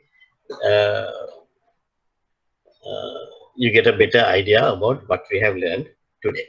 Right? So, what are the important considerations when advising LCs? Under that, we have to discuss about the advising banks' roles and obligations, LC transmission methods, and the advising procedures. Right?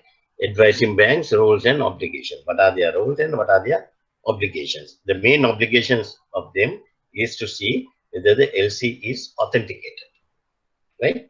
Then the LC transmission methods. There are so many transmission methods, either mail LC, then Swift, right? Or telex. Telex, in my case, I have the experience of advising the LCs in all three methods. When we started trade finance, we didn't have Swift messages. Everything was typed mail LCs or telex LCs. We had to cut the telex and then transmit it. Right? Now only we have got this Swift transmission method. It's very, very easy. Then advising commission and amendments. And what are the advising commission we are going to charge, and the amendments, how much we are going to charge. Normally, bank to bank, it is different. Some banks charge 1,000 rupees, some banks charges 2,000 rupees, like that, right? Okay. Advising banks' role and obligations. Verify signature on LC if the LC is received by mail, right? LC transmitted through Swift are automatically authenticated. Meeting apikala neda advising commission.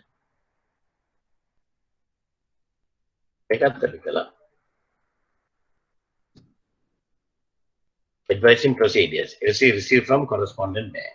Always we have to see whether we have received the LC from a correspondent bank. Otherwise, we don't have the Swift arrangements. Right? Otherwise, we don't have the Swift arrangements. The correspondent bank is very, very important. Then, in accordance with the terms of Article 9 of UCP 600, the bank advised without engagement on the part having received the following teletransmission dated blah blah blah blah. මේ කෑල්ල අපි ගහනවා rubber stamp එකක් ටක් ගාලා. LC එක අපි දැන් කස්ටමර්ට ඩිලිවර් කරන්න ඉස්සෙල්ලා LC එක දැන් Swift එක අපි print කරනවානේ. Swift print out එකේ මේ ගහනවා rubber stamp එකක්. In accordance with the terms of Article 9 of UCP 600, the bank advised without engagement on the part having received the following teletransmission dated on such and such a date. Right? So in other words, we advise LC without any obligations on our part. We don't take any responsibility.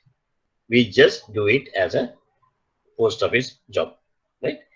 This advice constitutes a letter of credit issued by the above bank and should be presented with the documents drafts for negotiation. මේ ටික අපි ගහනවා. මේ rubber stamp එක ගහලා තමයි අපි customer දෙන්නේ. එකවර ඔගේ ඒක ගහනවා. එහෙම නැත්නම් covering letter එකේ මේක print කරලා තියෙනවා. This particular message has to be signed by the authorized signatories of the advising bank. Right? Otherwise, it is not valid. It has to be signed by the authorized signatories of the advising bank. Right? Advising commission and amendments. Beneficiary is the customer of the bank, of the advising bank. If the beneficiary is the customer of the bank, then we can collect the money from the beneficiary. Right? We can debit his account and collect whatever is our commission. Right? Commission customer has his current account with us, or whatever the accounts are with us. So we debit the account and we collect the money. But if the beneficiary is not a customer of the bank, then how we are going to collect the money?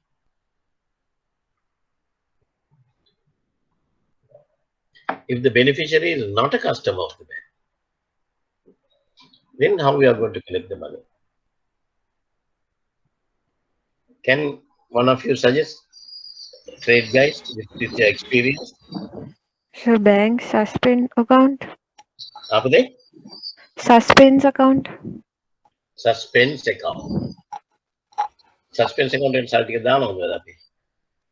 Okay, itu dah le. Suspense account dah teman kan? Apa kau boleh kerana ni? Oh, we are doing it practically. Deduct it from the proceeds and send the balance? No, no way, no way.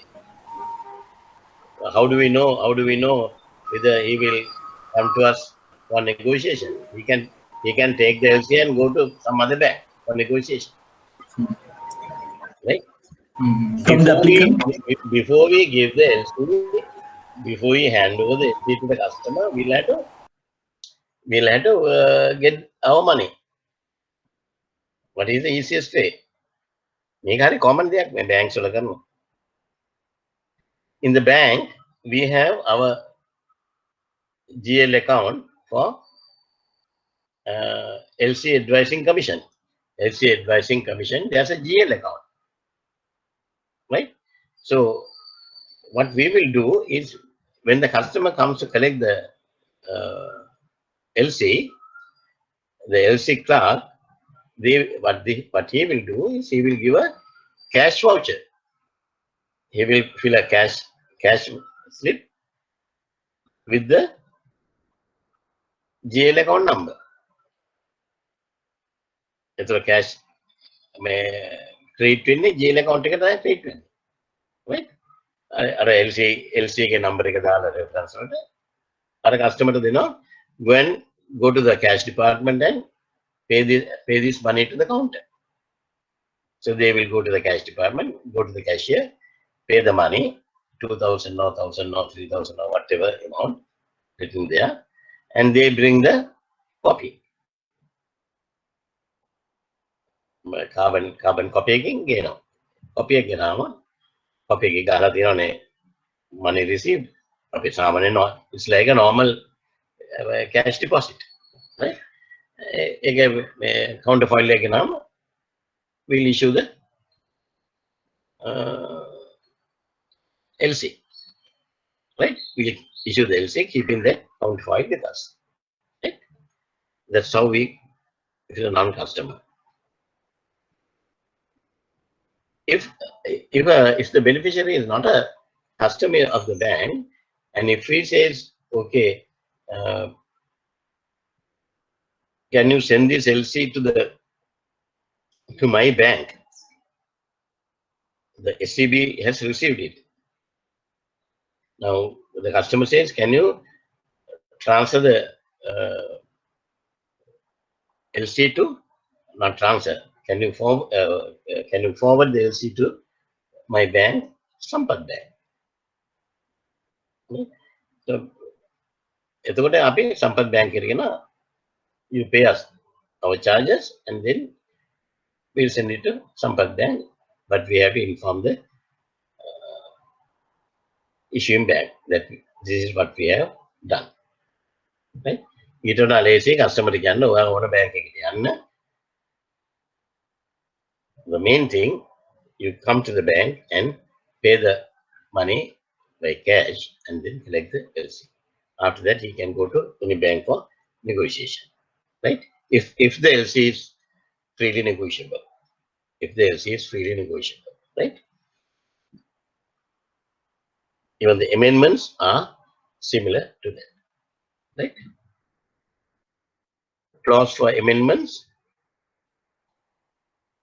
clause for amendments are also similar to that. Advising of credits. Advising of credits under UCP 600 Article 9. Right? Please read the article when you receive the upload. The advising bank has to satisfy itself of authenticity of the credit or amendment.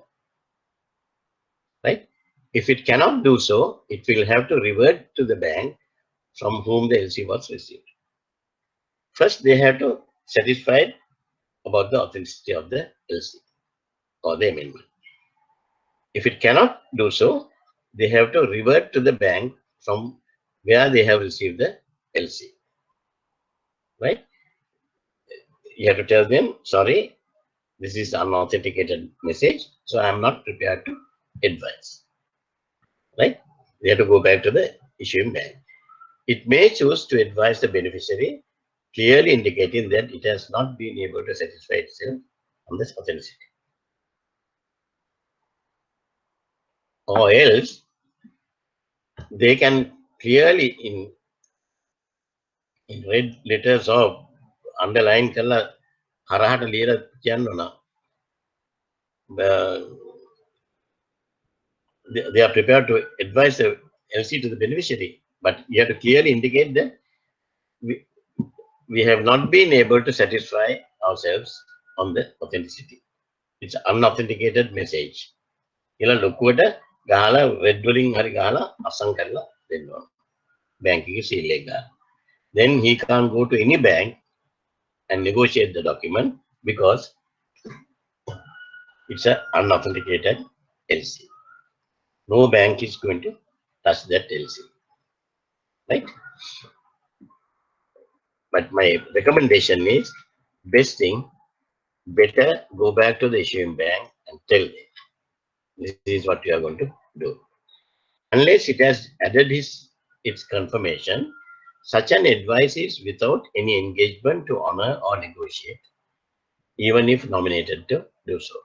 Unless it has added its confirmation, such an advice is without any engagement to honor or negotiate, even if nominated to do so.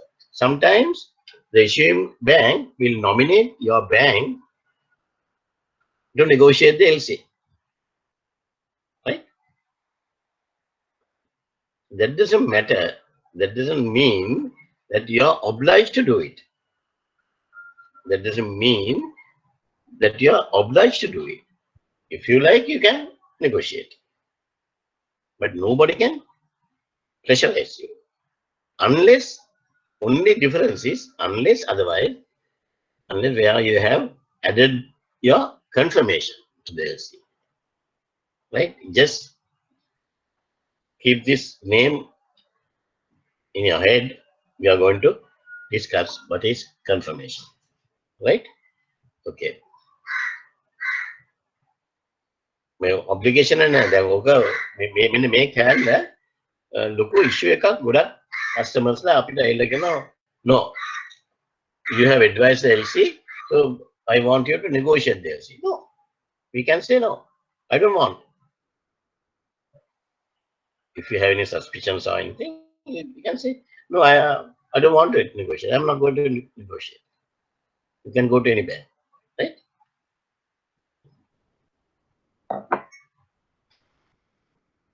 The bank has advised the LC through a particular advising bank or second advising bank to advise a credit. It must use the same bank to advise any amendment thereto. Right? In make a very important board එකක් තිබුණා නම් මට ඇඳලා පෙන්වන්න තිබුණා. ඔගල ගාව තියෙන පොත්වල කොළවල උගල ඇඳ ගන්න. Right? ඇඳලා පාඩම් කරන තමයි ලේසි. If a bank has advised the LC through a particular advising bank. So just say issuing bank A. Box එකක් ඇතුළේ දාගන්න issuing bank A. Then write a draw arrow. arrow එකක් හදලා ඊගාව box එකට දාන්න advising bank B. Okay. ඊගාවටත් arrow එකක් දාන්න second advising bank C. Second advising bank C. Okay. So this is how the LC has been advised.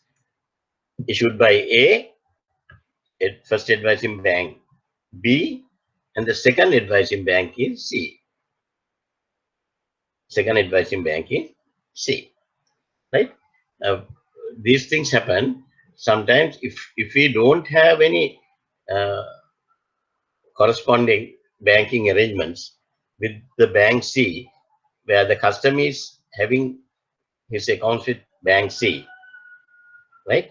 But bank A, the issuing bank, doesn't have any interbank correspondent relationship. අපි ගාව නැහැ. නැත්නම් අපි කරන්නේ we advise to bank B, which is domiciled in the beneficiary's country. Bank B එකත් එක අපිට advising තියෙනවා. And with the condition say, please further advise to bank C.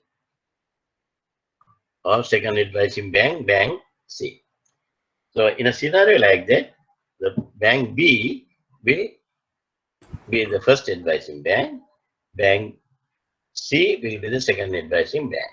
So bank B will advise to bank C.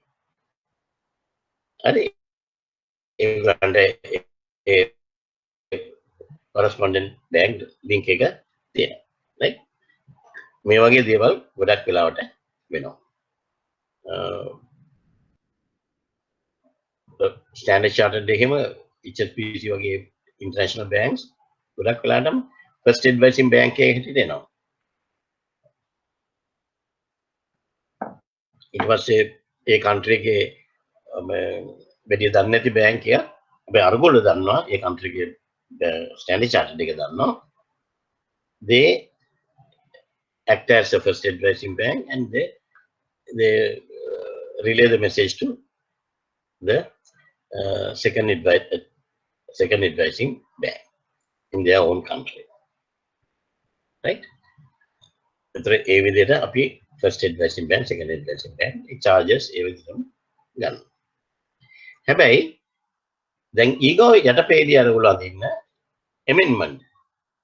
The first again original LC. How it is. Amendment. Now we know, by the time we send the amendment, we know this has been advised to the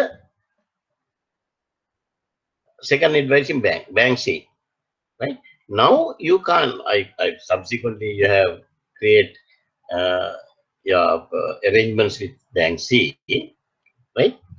And the amendment, you can't send A to C. No. A to C, no. It has to go the same way, same path like the original LC. Same path as the original LC. Is it clear? Since I don't have the board, I just want to get your idea. Mugari okar important area ka questions karakena area ka. Questions karakena area ka. Right? Oka apita enawa article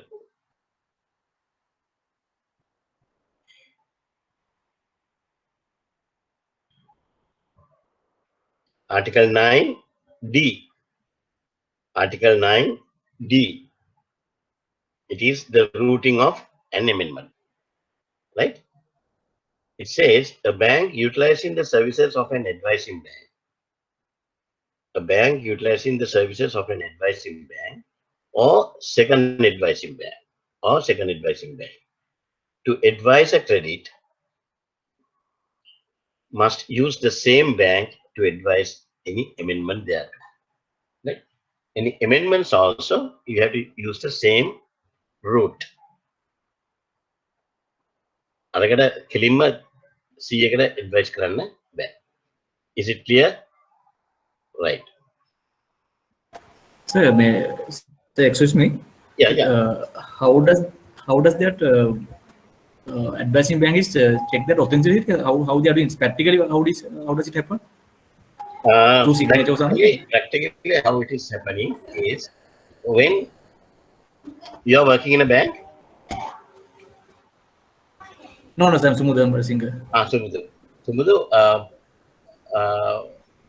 every bank, before we get into international trade operations, we have to have the correspondent banking arrangements, right? Without having the correspondent banking arrangements, you can't start international trade operations, right? So once you have the correspondent banking operations, then if your bank is Standard Chartered here and your beneficiary's bank is Barclays Bank, beneficiary's bank is Barclays Bank London, Standard Chartered is having correspondent banking relationship with Barclays Bank London. So they can send the authenticated telexes direct from Standard Chartered Colombo to Barclays Bank London. They have the correspondent banking relationship. Interbank are the SWIFT codes, SWIFT relationship with taken the right? Then someone like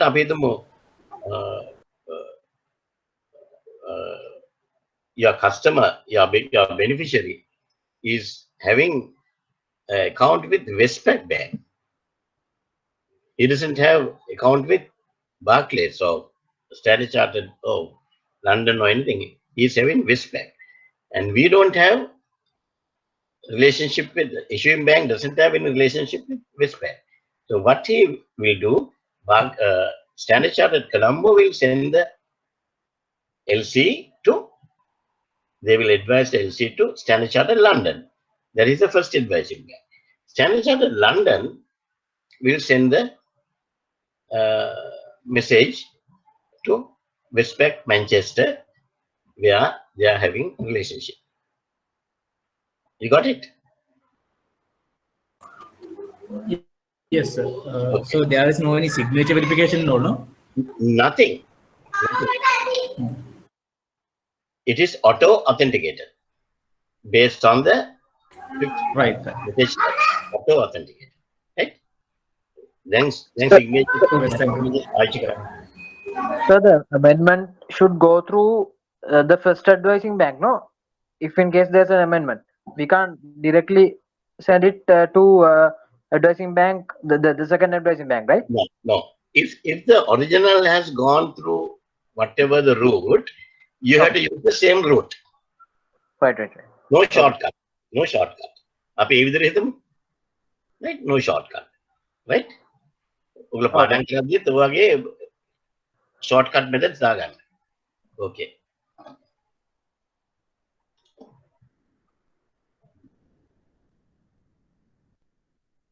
Then the advising bank has to satisfy itself of authenticity of the credit or amendment. If it cannot do so, it will have to revert to the bank from whom the LC was received. Well, it may choose to advise the beneficiary, clearly indicating that it has not been able to satisfy itself on the authenticity. Okay? Right. मैं कल्पना करने කොහොමද ඔයගන්ට මේ articles 39 අටපාඩම් කරවන්නේ කියලා කරන්න ක්‍රමය මට physical class එක තිබ්බනම් මම කරනවා මේ ඔන්ලයින් කියන්නේ දැන් it's a challenge to me also, but you have to read, you have to study, right? I'll have to find a way. ඉක්මනට කළොත් අපි බලමු කොහොමද අපි ඒක කරන්න කියලා. Unless it has added its confirmation, such an advice is without any engagement to honor or negotiate, even if nominated to do so. unless it has added its confirmation, such an advice is without any engagement to honor or negotiate, even if nominated to do so.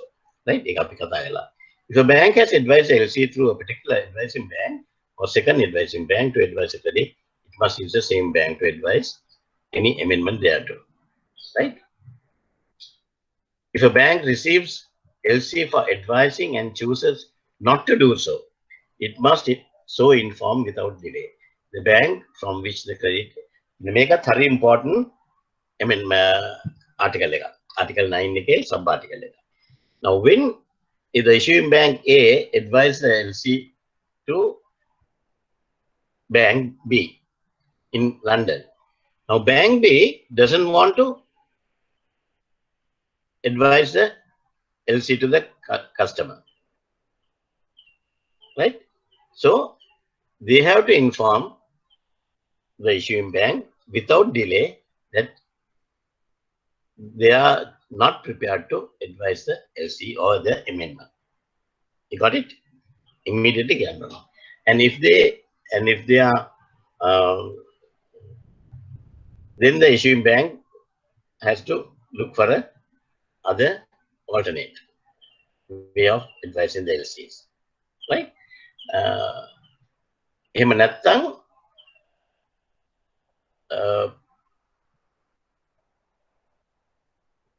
වෙන කරන්න කිසිම දෙයක් නැහැ. It is the prerogative of the advising bank whether to advise or not. If the advising bank, the customer is, pardon me, I'm taking some examples. එතකොට මේ ඔයගලන්ට මේ මතක තියෙන හින්දා අපි හිතමු customer ඇවිල්ලා famous narcotic dealer කෙනෙක්, drug dealer කෙනෙක්. Famous narcotic drug dealer කෙනෙක් නම් advising bank doesn't want to get involved, advise LC to that guy, because they know later they will come with the documents for negotiation. Unnecessary problems. So they don't want to do it.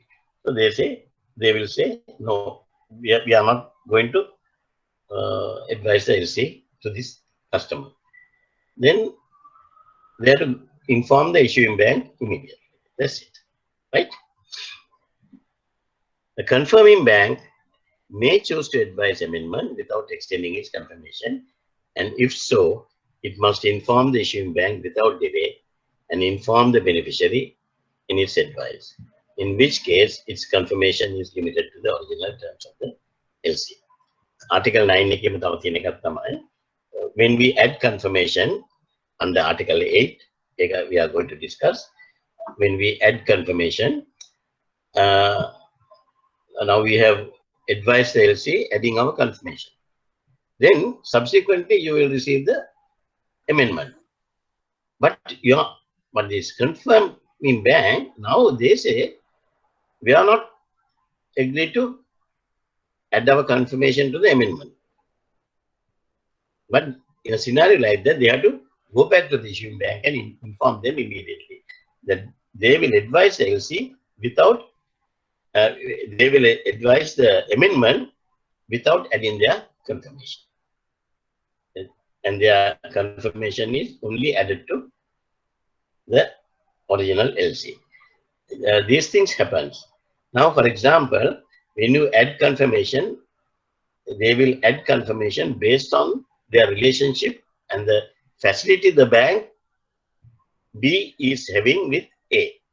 Now, for example,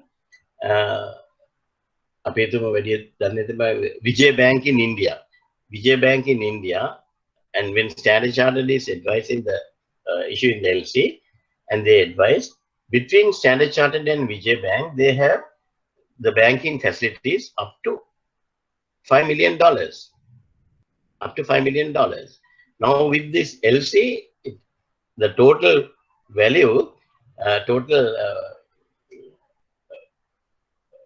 value of the LC is confirmed will exceed 5 million. Now Standard Chartered has sent another amendment increasing the value of particular LC by another $1 million. So definitely that will exceed the limits. That will exceed the limits. So they will not add confirmation. They will not add confirmation. Right? Then confirmation of DCs. Confirmation of DCs. Confirmation of DCs is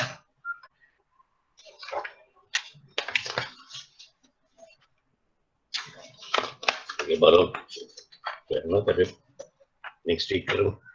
Right. Confirmation of DCs. And adding confirmation means, right? Now, for example, if the issuing bank, when they issue the LCs, they will say, please add confirmation.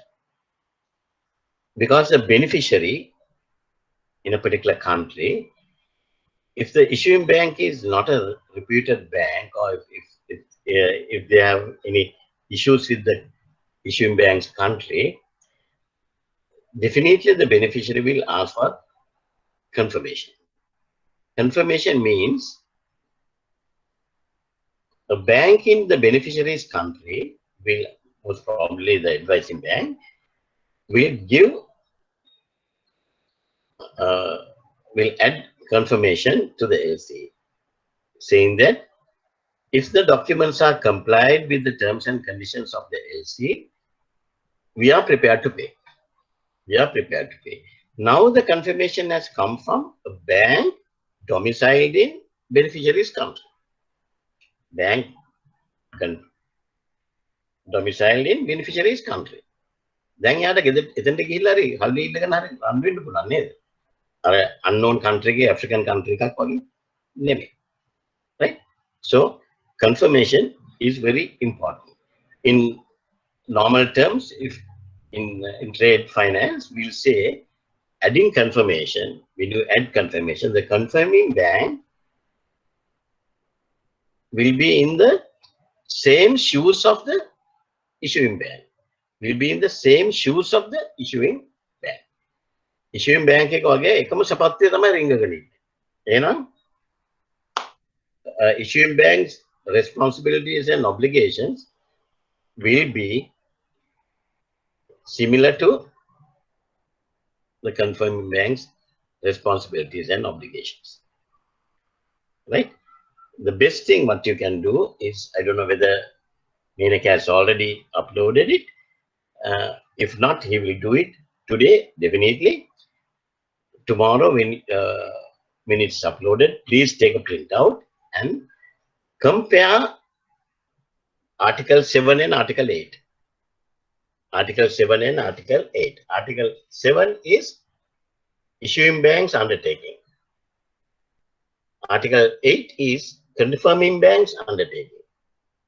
When you compare it, you will see the both articles are almost similar.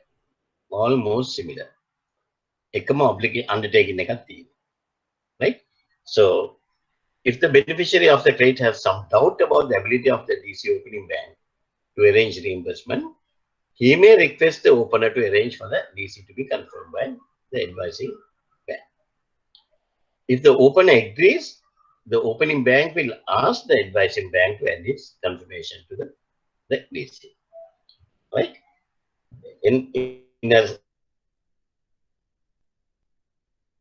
If you want to add itself, we have is add your confirmation and advice. In some cases, not in many cases, confirmation charges will be borne by the beneficiary. But in some cases, very rarely, but there are instances where beneficiary will say, I will add only if the confirmation charges are also borne by the applicant. Confirmation charges are for the applicant. Right? Confirmation of a DC constitutes a definite undertaking by the advising bank to assume the obligations and liabilities of the opening bank under the credit.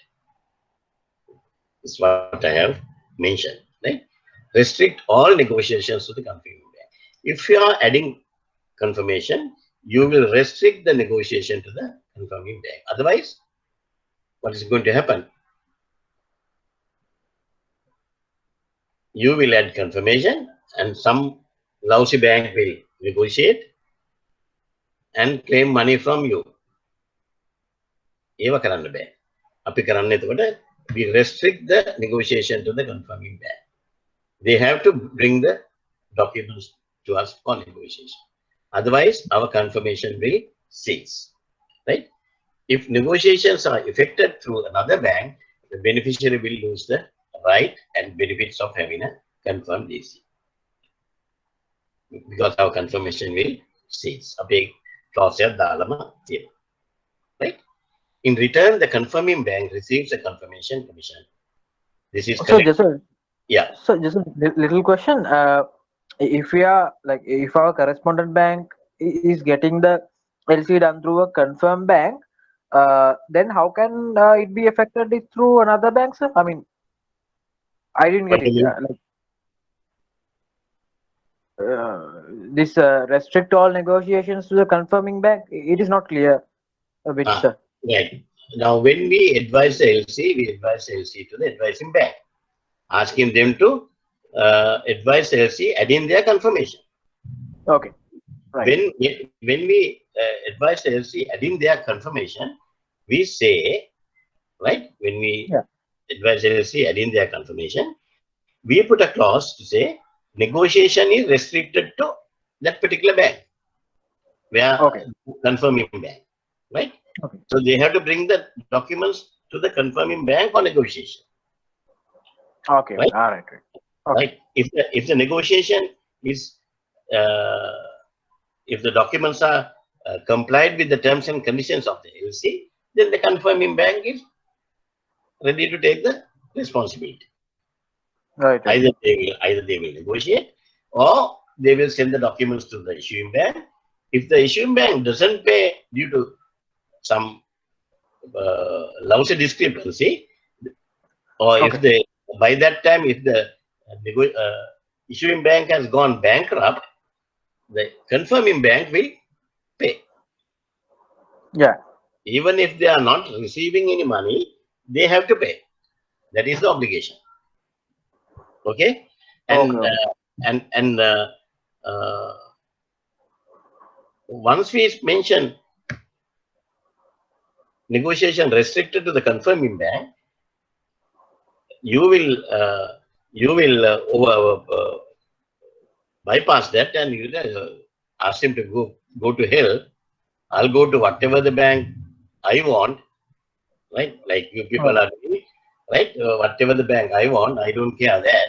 And instead of going to Sampath Bank, where they have added confirmation, you go and negotiate the document with Standard Chartered Bank, right?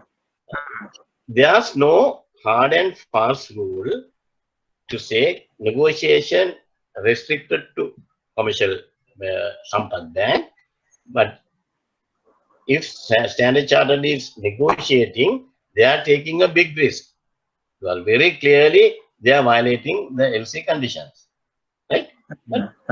But just to satisfy the customer, they will do it. And they have to take repercussions of that. They have to prepare for the repercussions, right? Okay. Right. Otende, discipline එක හොඳට තියෙනවා මට by adding confirmation that will provide a double protection to the beneficiary, right? A DC can sometimes be confirmed by a bank other than the advising bank also. Despite this, the issuing bank must still use the advising bank for advising any amendments, right? Even the DC can be confirmed by a second advising bank. It can happen. All right, but whoever the bank confirming, issuing bank should know who is the confirming bank. I can remember long time back when I was heading the trade at Standard Chartered Colombo. Those days my customer was David Perry's motor company. David the agents for cars, right? Ford cars, they were the agent. And because in 1993-94, we had this war, LTT war. Because of that, there were a lot of issues regarding our country situation, right? I can remember in 1994-95, LTT there was a rumor LTT has laid some sea mines in Colombo port, around the Colombo port.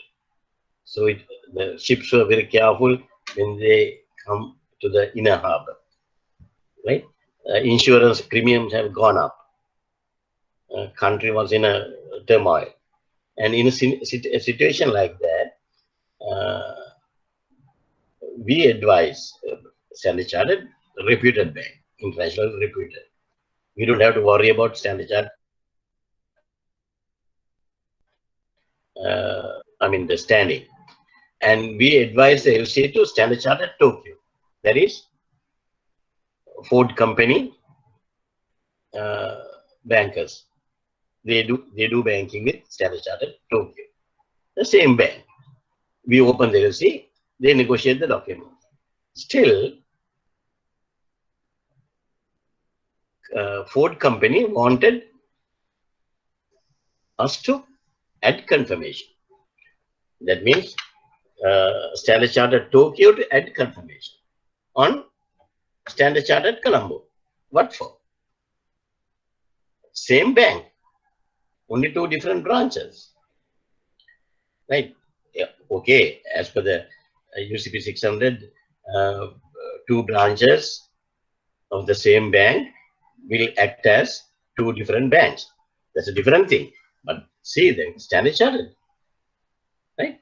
The reason was the country. The reason was the country.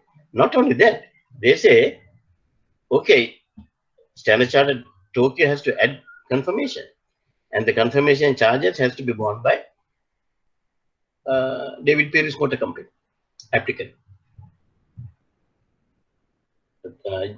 Tokyo charges are thumping charge, very high, because of the country risk, high country risk, very high, and these people have to pay for David Perry's. Right?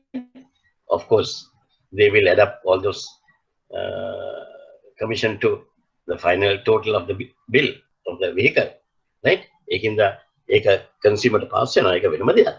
In Balan, ekama bank reputed international banks because of the country risk, right?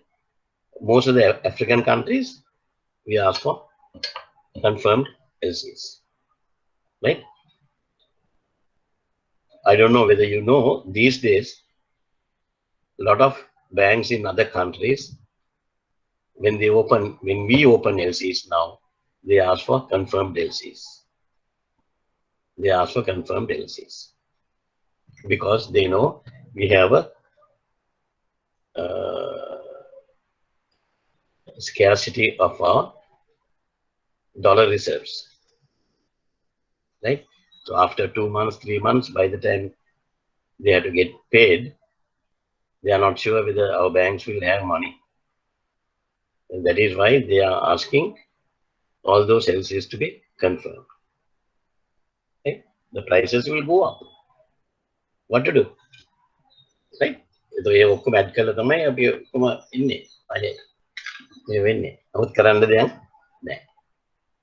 Any questions?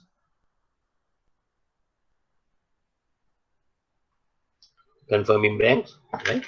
Okay. Considerations for the confirming bank. Confirmation should never be added to credit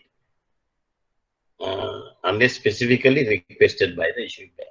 If the issuing bank has not requested, if the issuing bank has not put add confirmation, we should not add confirmation, right? Sub-article 8D, the action to be taken if confirming bank is not prepared to confirm.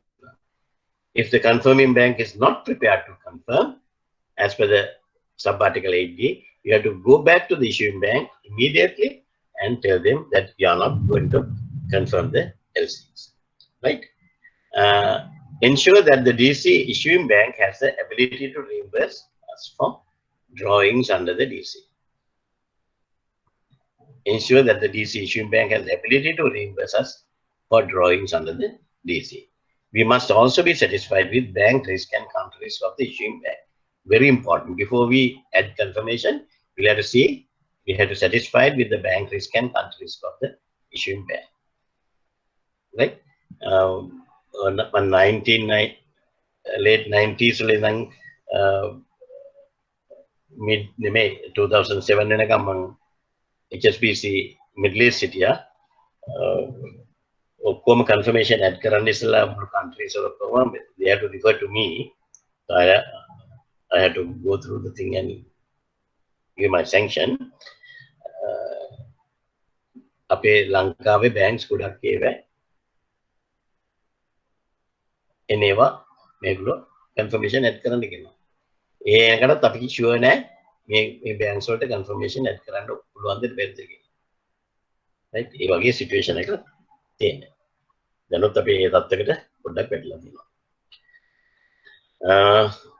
It is essential to carefully scrutinize the DC terms to check that they can be met realistically by the beneficiary. It's very important, right? Before we add confirmation, we'll have to see whether the beneficiary, we'll have to scrutinize the DC and see whether the beneficiary can meet the terms and conditions. Otherwise, you are going to put your neck unnecessarily, right? Sometimes unscrupulous banks will permit disguised requirements in their DC that is not met with allow the rejection of the documents. Right? Again, obtain appropriate approvals when the bank is not well known to us. Country risk factors are involved. Countries like Nigeria, Argentina, Iran, Iraq. If the amount is large, you have to be very careful.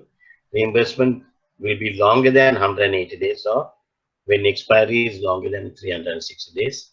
My advice is not to add confirmation. Be careful. Anything can happen, right? The amount is large. Amount is large.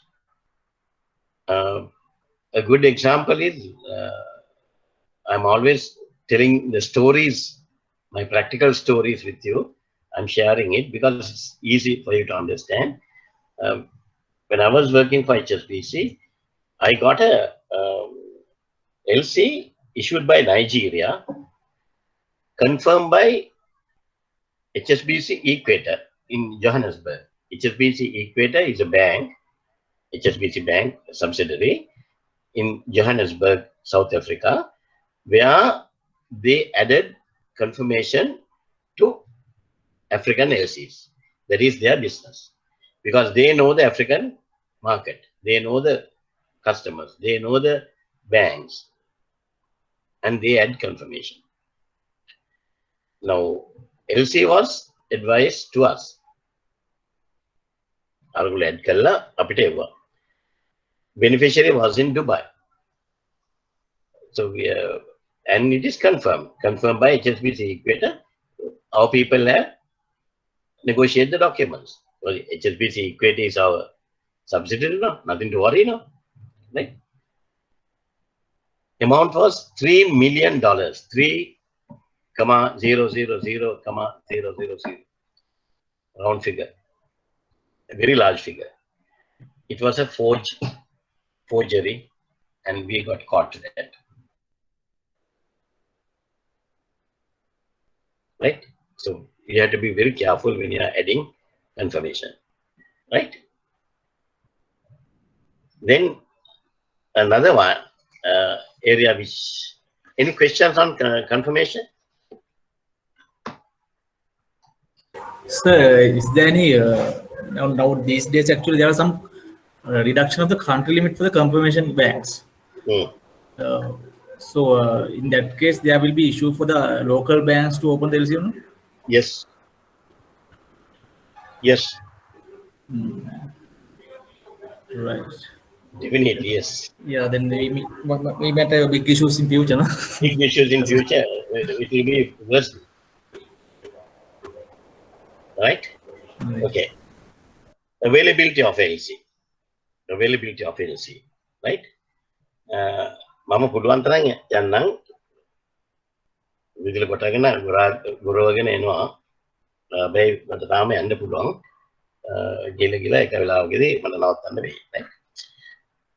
නැත්නම් අපිට ඉවර කරගන්න බැරි වෙනවා මට මේ මම ගොඩක් උගලත් එක්ක ඩිස්කස් කරනවා වැඩිද කියලා මට හිතෙනවා. වැඩිද මෙච්චර ඕනේ නැද්ද ඉක්මනට දරිපිටි කාලේ යන්න පුළුවන්ද? කතා කරන එක හොඳයිද? කතා කරන එක හොඳයි සර් තේරෙනවද? කතා කරන එක හොඳයි ගන්න තේරෙනවද එතකොට? Right? Okay. Availability of LC. DC availability. DC contains specific clauses regarding their availability. When we open LCs, we say availability. How it is available. At which bank the beneficiary should present the documents. Availability means at which bank the beneficiary should present the documents in order for the credit to be paid. If they want to negotiate. How the beneficiary will get the funds. That is availability. Right? Where is the credit available? DC can be made available at the counters of either the issuing bank or nominated bank or any bank in the case of a freely negotiable credit. When we open the LCs, we say availability with issuing bank. Ultimate paying bank is the issuing bank. They have to send the documents to the issuing bank for the payment. And if they say the available with nominated bank and they have nominated Sampath Bank as a nominated bank, then they have to submit the documents to the nominated bank, Sampath Bank, where they can get the money. And sometimes we say available with any bank, available with any bank, or we say freely negotiable. Then in Sri Lanka we have 26 banks. We can submit to any bank for payment, freely available, right? But if you are adding confirmation, then you have to ensure that you are restricting the negotiation to the confirming bank. Any bank any bank negotiation restricted to confirming bank. Okay.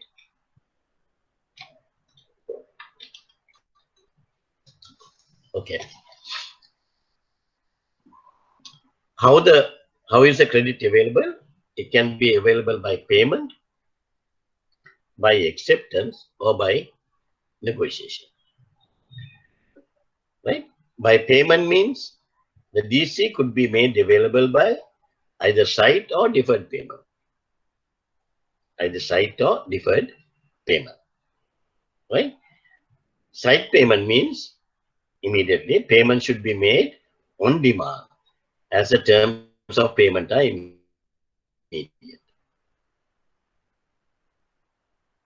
If it is sight, you have to get the money immediately on demand. Right? Article 12 of UCP 600.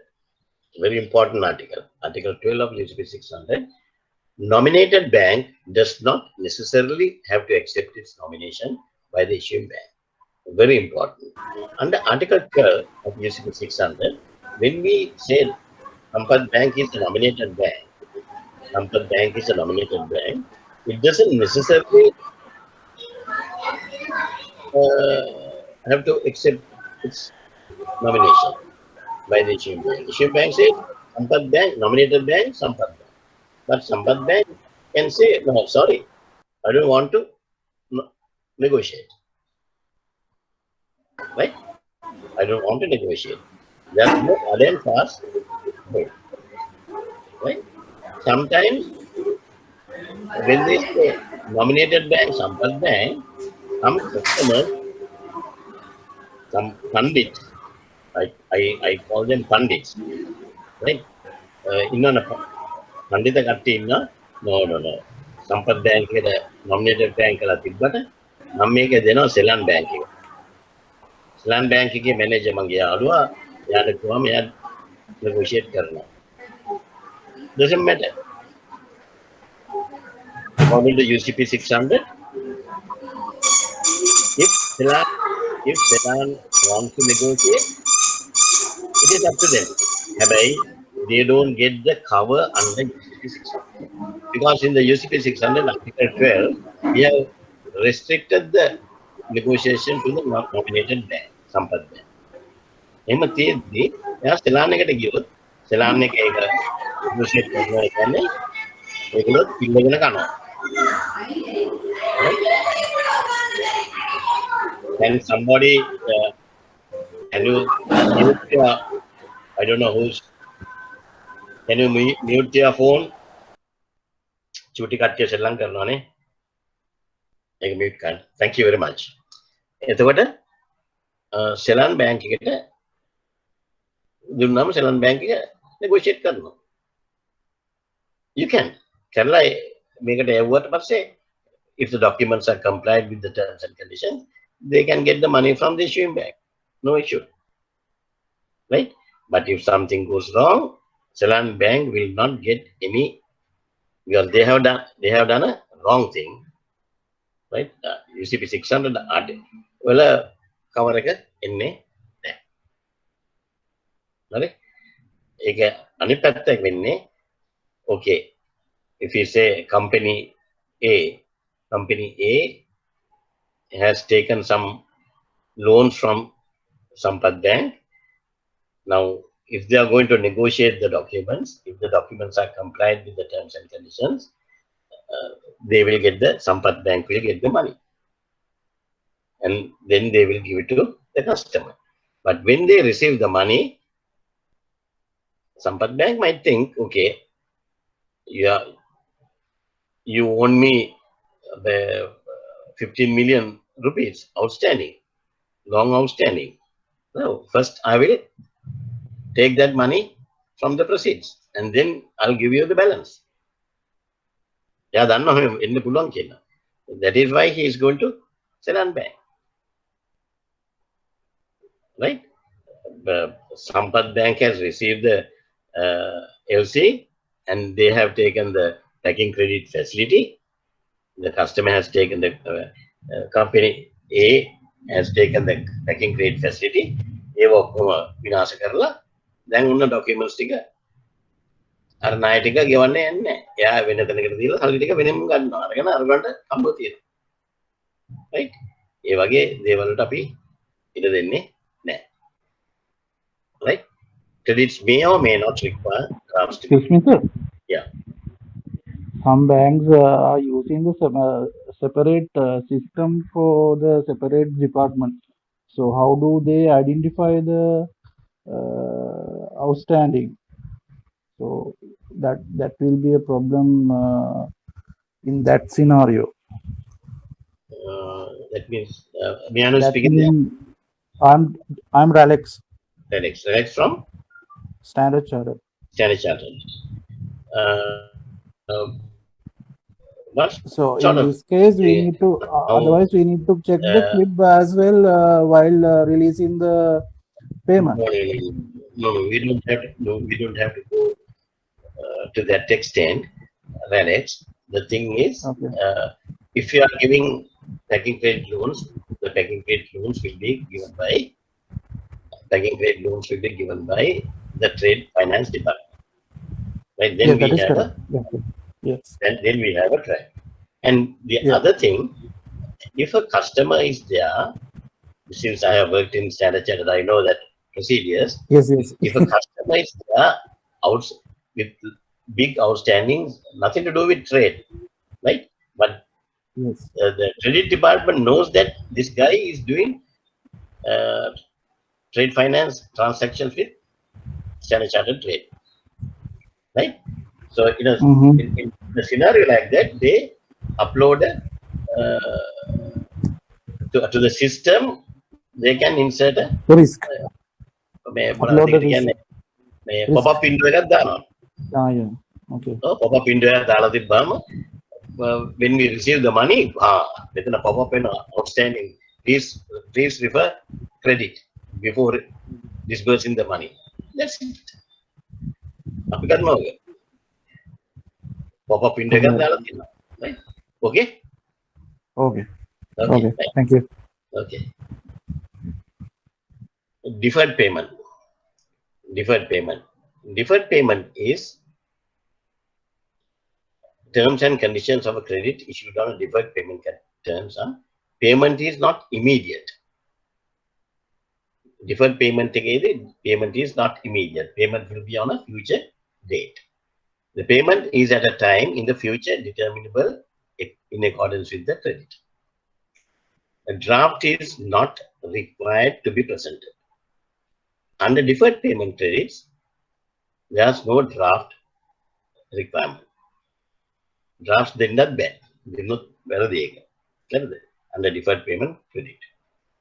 If it is acceptance or usance LC or acceptance, terms and conditions of a credit issued on acceptance terms are payment is not immediate, but the draft are required to be presented. Draft are required to be presented. And the payment is on the maturity of the draft. The payment is on the maturity of the draft. The main difference between the deferred payment and the acceptance is, under acceptance, it is there, both are future dates. Payment is not immediate, it's in the future date, determinable date. Acceptance, drafts are there. Deferred payments, no drafts. Right?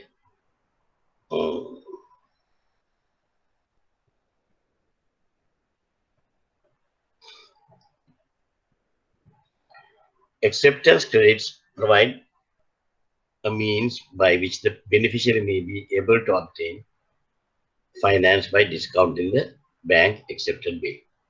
Accepted bill, users bills, if the Sampath Bank as the issuing bank, right?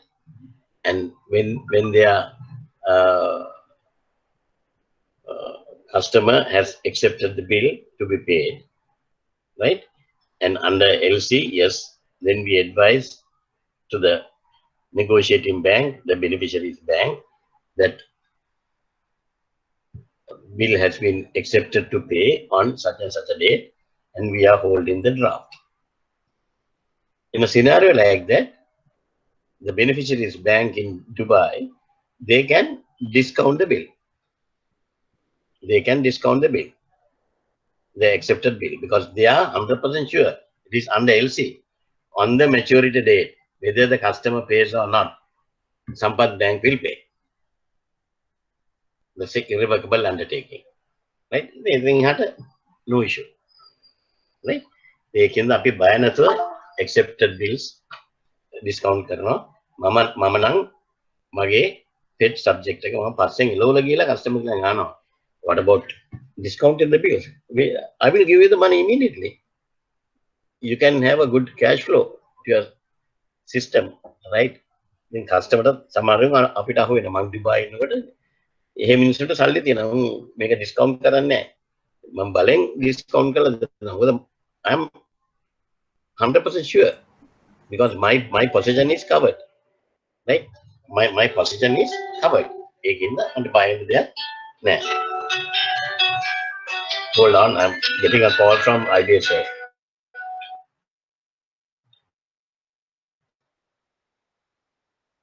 Yes, Menaka. All right, thank you so much.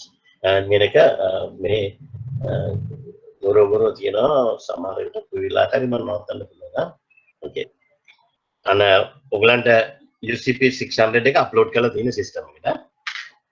So you can have the access later. දැන් upload කරලා තියෙන්නේ රැට work කරලා copy කරගෙන print එකක් අරගෙන පාඩම් කරන්න. By negotiation. Negotiation has been defined in Article 2 of UCP 600. As per the Article 2 of UCP 600, negotiation means, actually the negotiation means giving value. Giving value. Right? Make it, negotiations. Negotiation means the purchase by the nominated bank of drafts drawn on a bank other than the nominated bank and or documents under the compliant presentations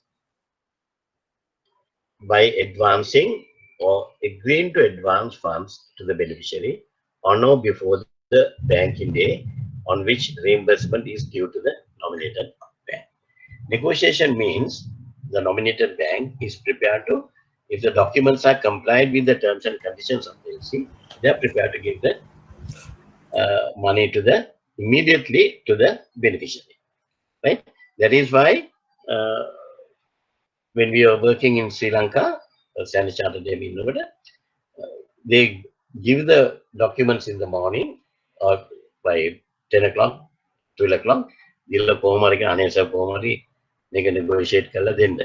If the documents are clean, we used to credit this account by 3:30 or whatever. Some other that 3 or then that very well. Cash department take 3 o'clock. So we'll have to plead cash department to keep some money separately because they have to balance it and go home. Right? They are here at 3:30 or whatever we make a plead karagana. Those people are waiting to collect the money. Right? A negotiation giving value. Giving value. A nominated bank authorized to negotiate or a credit which is freely negotiable, in which case any bank is nominated bank. If it is freely negotiable, any bank is a nominated bank. The drafts are drawn on the issuing bank at site or users. The drafts are drawn on the issuing bank at site of users. Right? Negotiations.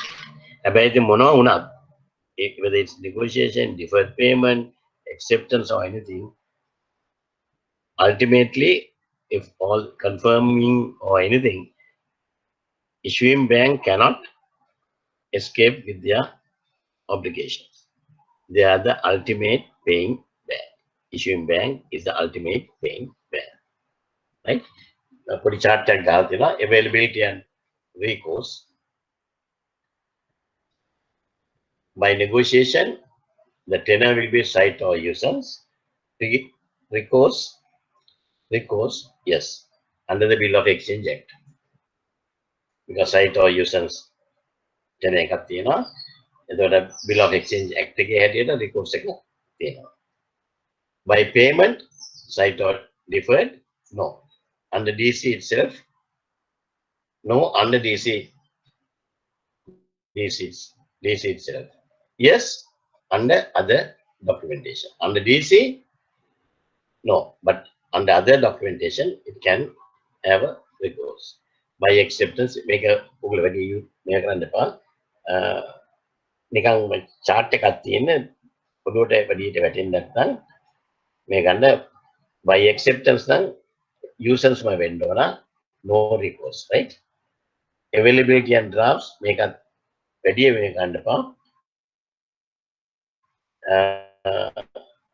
if it is payment site, site payment taken, drafts not needed. Deferred payment drafts not at all. Right? If it is acceptance or users, must be there. Right? Sometimes for site LCs, you will get the documents without the without a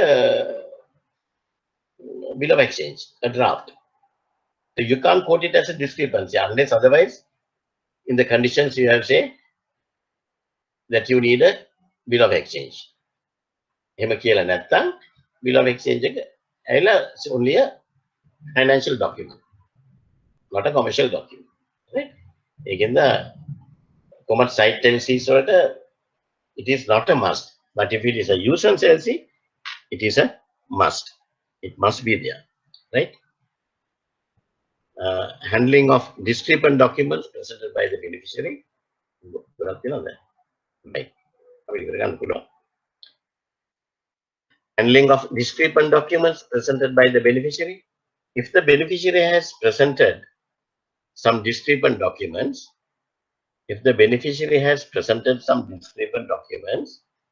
right, as the exporter's bank or the negotiating bank, what you have to do is immediately you have to call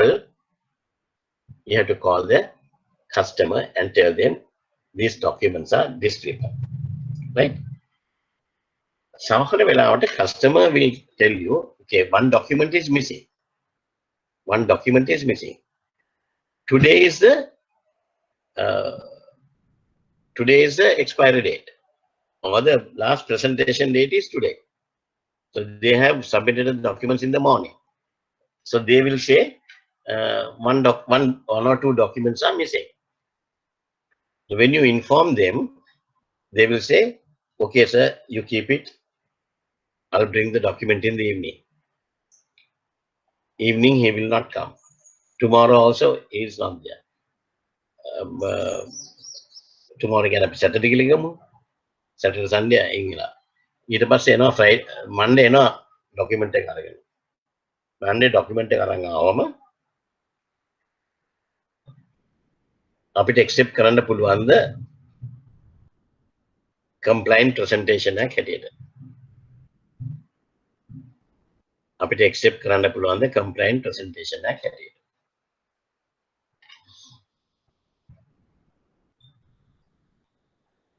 They have submitted the documents on the last day of presentation.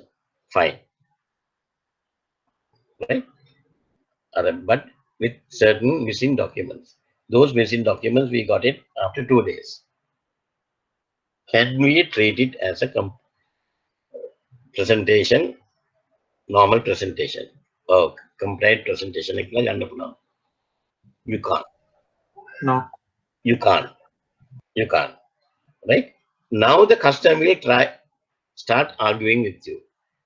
No, sir, don't do like this, because on last day before yesterday, it was the last day of presentation. I have given the thing, you have stamped it. Now I have a copy. Now you can't say, the open customers are in the banks. Right? My advice to all the bankers here is, if you are returning, if you are holding the documents for some missing documents, if the your LC expiry date or last date of presentation is today, if they don't submit it today, you are going to have a problem. You have to calculate all those things. You have to review those things. And then please tell your friend, those customers are your friends, right? Please tell your friend, dear someone, please take the entire damn thing and go back to office and bring me complete set of documents. Cancel the receive stamp and hand over everything to them. That is what you have to do. That's my advice to you. Right? Otherwise, the customers will take you for a ride. And then unnecessary arguments. If the customer is a good customer, තවත් අමාරුයි. ඔයගොල්ලෝ මුළු බැංකුවම අමාරු දානවා. හොඳින් කියන්න. අනේ මේ ටිකත් අරගෙන යන්න. ඔයා අරකට එක්ක මට හවසට ගියාල් දෙන්න. එන්නේ නැහැ. ඩොකියුමන්ට්ස් එන්නේ නැහැ. ඔය ගොඩක් වෙලාට ඔය සර්ටිෆිකේට් ඔෆ් ඔරිජින් වගේ ගන්න බැරිව තමයි සබ්මිට් කරන්නේ. ඒවා ඇප්ලයි කරලා තව එන්න ඕන. ෆයිටෝසැනිටරි සර්ටිෆිකේට්ස් ගන්න දවස් දෙකක් යනවා. හරි. ගන්න එපා. එහෙම දෙන්න. දීලා ඊට පස්සේ ගන්න. ඕක කොහරි ඔළුවේ ඔය කොළවල ලියාගෙන හරි තියාගන්න. Very, very important tips. Right? We have gone through all those things. So that's why we have learned lessons. Right? Very important. Then remit under approval with reference to the DC and with the consent of the beneficiary. Remit under approval. We can, if the customer can't make it corrected, then we can send the documents under approval. We are not negotiating. අපි සල්ලි දෙන්නෙත් නෑ මොකුත් නෑ. අපි සෙලින්ම අනිත් බැංකුවට on approval basis යවනවා. ඒකට issuing bank එකේ check කරලා ගන්න. Right? With the beneficiary's consent, request for telex approval from issuing bank. Sometimes the beneficiary will say, sorry, I can't correct this thing, but I have already informed the applicant he is ready to accept the discrepancy. Then in a scenario like that, we can ask for telex approval. We will send a telex to the issuing bank listing the discrepancies and ask them to give their consent. Then they will inform the applicant. Applicant will say, yes, beneficiary seller told me, no problem, he will accept. Then we can negotiate the documents. But capital BUT, yeah, capital BUT. But if the issuing bank come across some discrepancies other than what we have mentioned, my dear friends, the bankers, they are going to have it. They will reject the payment. Then by the time you have already advanced the money to the beneficiary. You see the risk? You see the risk, right? If you have done a haphazard checking and if the issuing bank come out with some other discrepancies not mentioned in our telex, you are going to have it, right? The last one is we can negotiate under reserve or indemnity from the beneficiary. The beneficiary will indemnify the bank. Can come on, right? It's a beneficiary account get debit. Okay, so I think that the beneficiary account is something that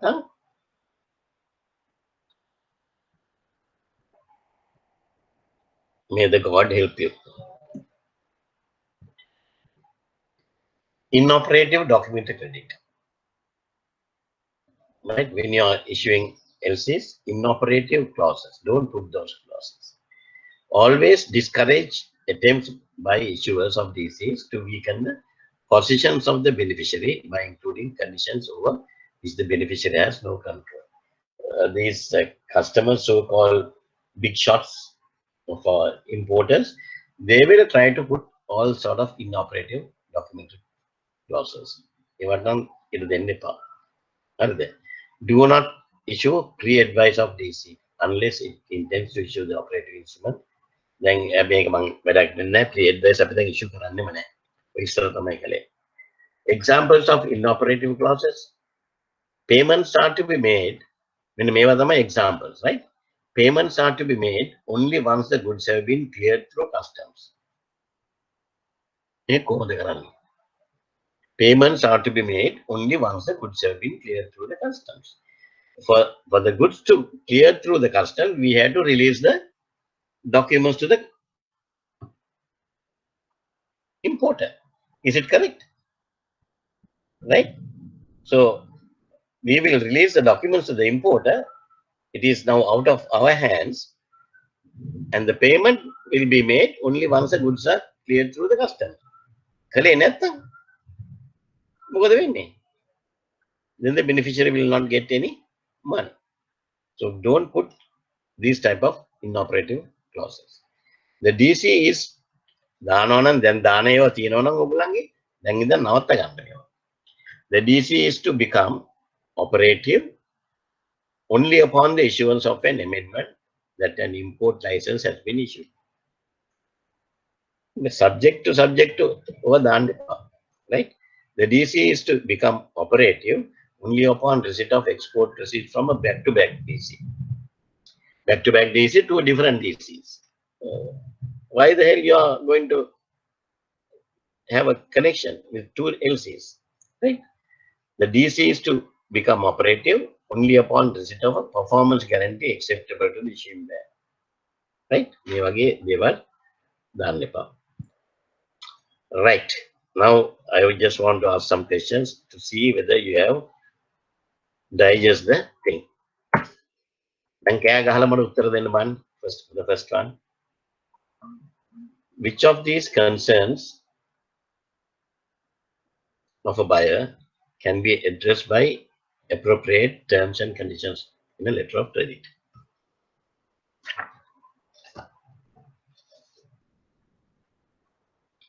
Right? Which of these concerns of a buyer can be addressed by appropriate terms and conditions in a letter of credit? Goods are insured adequately. Can we put a clause in the LC? Yes. Yes. What the clause again? The goods have to be insured 110% of the CIF value or whatever. Right? We can. Then goods are of acceptable quality. No. No. No. No. Yeah, no. Who said any other? Why you say no? Why you say no? Since the banks are not dealing with the goods, only with the Banks are not documents. dealing with goods. But the thing is, read the question. Which of these concerns of a buyer,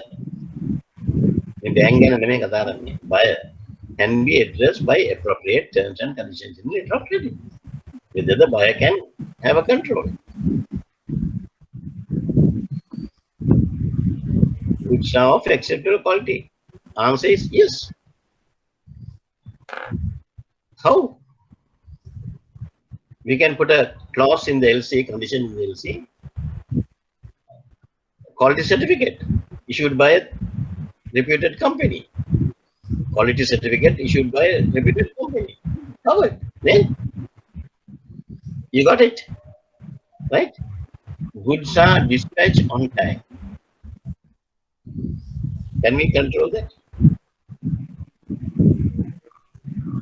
No. Yes. Yes. Yes or no? No, Especially in a transportation done through sea, we cannot guarantee the. We can guarantee. What is the concern? Goods are dispatched on time. Somebody said yes. What's the reason?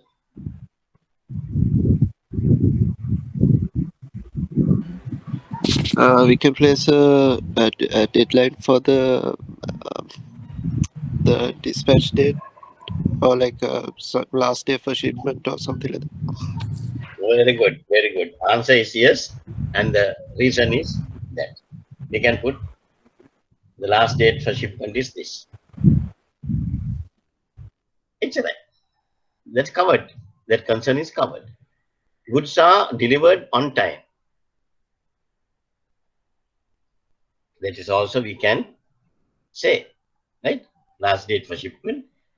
අපිට වගේම ඒකෙම අපිට delivered on time එකත් අපිට time period එක අඩු ගන්න judge කරගෙන දාගන්න පුළුවන්. Right? What is the first step in a letter of credit process? There are 4 answers, A, B, C, D. What is the correct answer?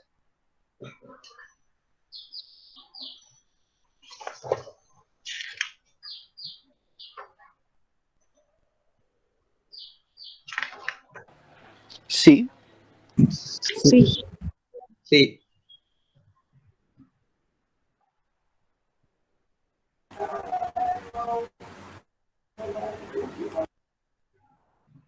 Yes, answer is C. Buyer and seller agree details of transaction. That is sales contract.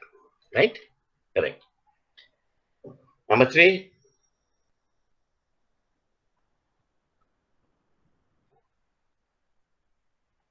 Bank A will receive a documentary credit opened by Bank B. Confirmation instructions confirm. Confirmation instructions confirm. Right? Bank A is not prepared to add their confirmation to the documentary credit. The question now, right? Which of the following should be Bank A's action? Make one DIT pass paper. Bank A receiver. Now, what is the which of the following should be the Bank A's action? They are not prepared to add confirmation. C. A, B, C, D.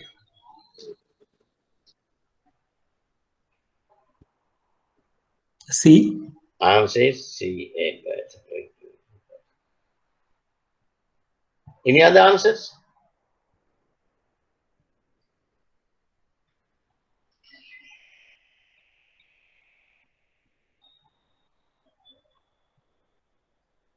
Any other answers? Sir, why can't we return the credit to Bank B? No, Buddha.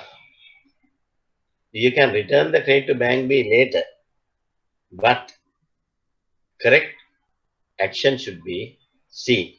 Advise a credit to the beneficiary without adding the confirmation. You have to very specifically mention we advise a LC without adding the confirmation. And we'll have to go back to the Bank B without delay and tell them we have just advised the DC, we have not added our confirmation. Right? That's the best option. C.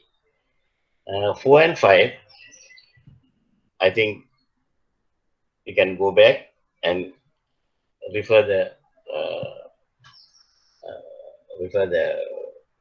notes and see, or Leander, what do you understand by workability of a credit? My short notes වලට දෙනවා මේවා exam එකට. Right? එතකොට ඒවා දැම්මම ලියලා experience එකක් ගන්න. Then what do you understand by the term negotiation? As per the article 2, you can talk about negotiation, and you can refer my notes also, right? So that way we can cover all those things. Now, not bad. ඔයගොල්ලන්ගේ ඔළුව ඔයගොල්ලන්ට තේරලා තියෙනවා මේ questions ටික. ඔයගොල්ලෝ answer කරපු විදියට I'm happy, but I don't know only 1 or 2 answer. I don't know about the others. If it's a physical class, then I can see the අපිට මේක competition එකක් කරන්න පුළුවන්. මේක නෑනේ. Right? බලමු ඉක්මනට මේක ඉවර වුණොත් හොඳයි. නැත්නම් අමාරුයි. Next week වෙනකොට I will try to give you because there will be a new topic I am discussing, but with that I'll try to give you some questions under LCs, practical issues, right? So that you can think and write your answers, and we will discuss in one day. We can discuss those answers, right? Class එක අත්තිබුණු දාලා එන්න මට ඔයගොල්ලන්ගෙන් ගන්න තිබුණා. දැන් ඉතින් කරන්න දෙයක් නැහැ නේ. අපි ඒ විදිහටවත් කරමු. Right? Okay.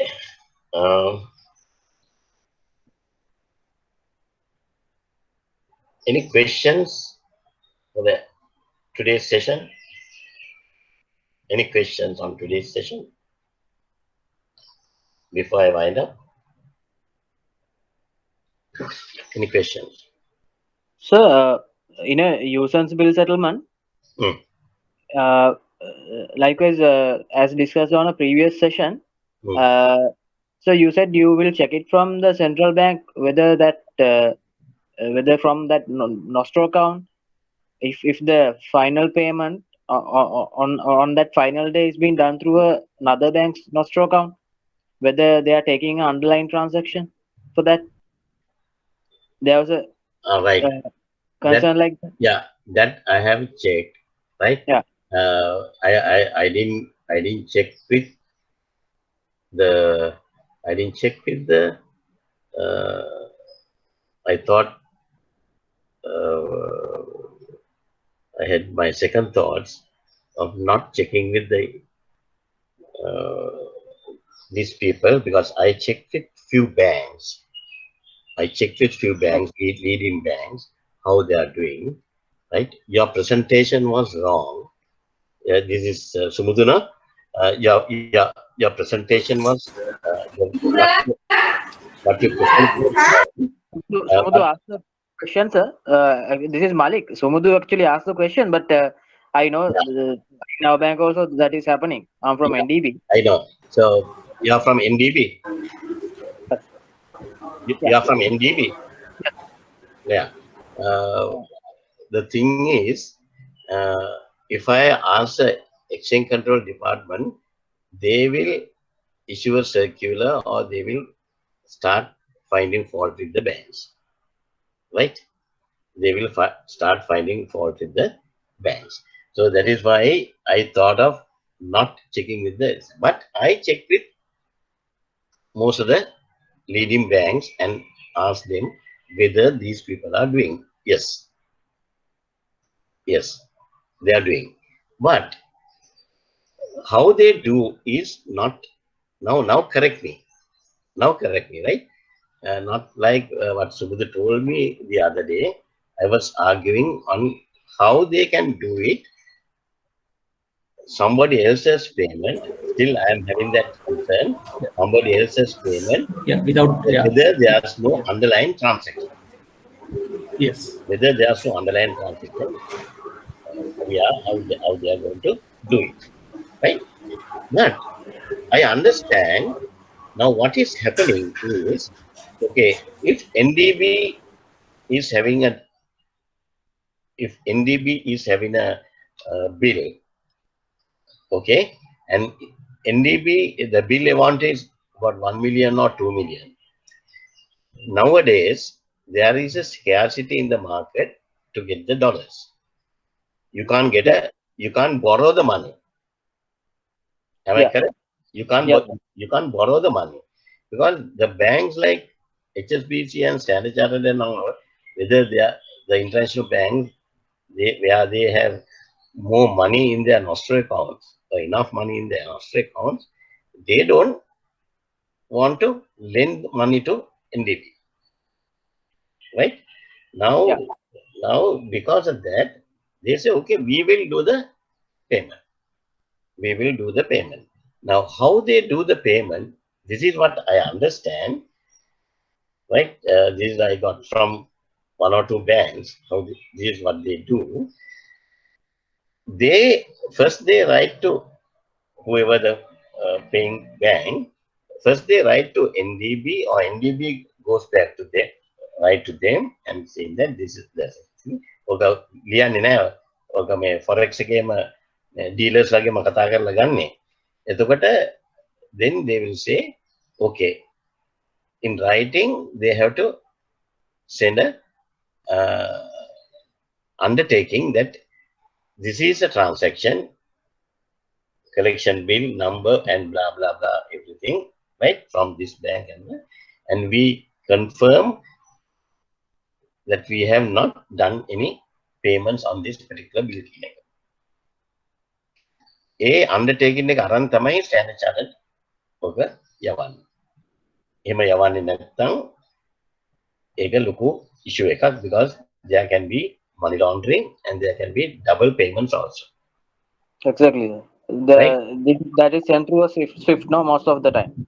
The message, Yeah. So the thing is, NDB has a legitimate NDB has a legitimate right to send the money to their nostro account. Because they are the people who are having the bill, right? We should do the payment. Yeah, and if they are not paying, then they will confirm. They will confirm to Standard Chartered.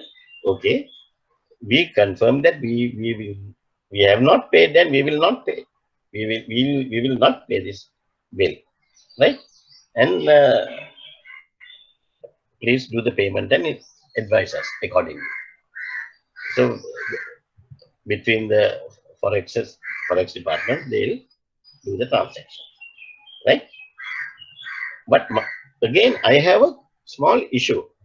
Now, Malik, tell me, who is going to upload the CASDEC? This is a very good discussion. Who is going to upload the CASDEC? Because CASDEC has to be done by NDB. Yeah. Immediately, SCB can't upload the CASDEC. Right? But you have received the bill. Yeah. Yeah. Once you receive the bill, at the time of loading, you have loaded the bill to the CASDEC. Right? Now it's a user's bill. After 2 months' time, now you are going to pay it through SCB. SCB has paid it. Then ඔයා කොහොමද CASDEC එකේ upload වෙන්නේ? ඒක මම දන්නේ නැහැ. Now I am out of the banks. Now I am 69. And the last time I retired from banks 4 years back. Right? එතකොට මේවා සිල්ලම් තිබුණේ නැහැ. මේ වගේ සෙල්ලම් එතකොට තිබුණේ නැහැ. අපි ලස්සනට ක්ලීන් වැඩ කළා. දැන් මේ අලුතෙන් පටන් ගන්න තියෙනවා. I am not blaming the banks also. And I am not blaming the customers also. Now, I did some research on this because of you people. And it was a new thing to me also.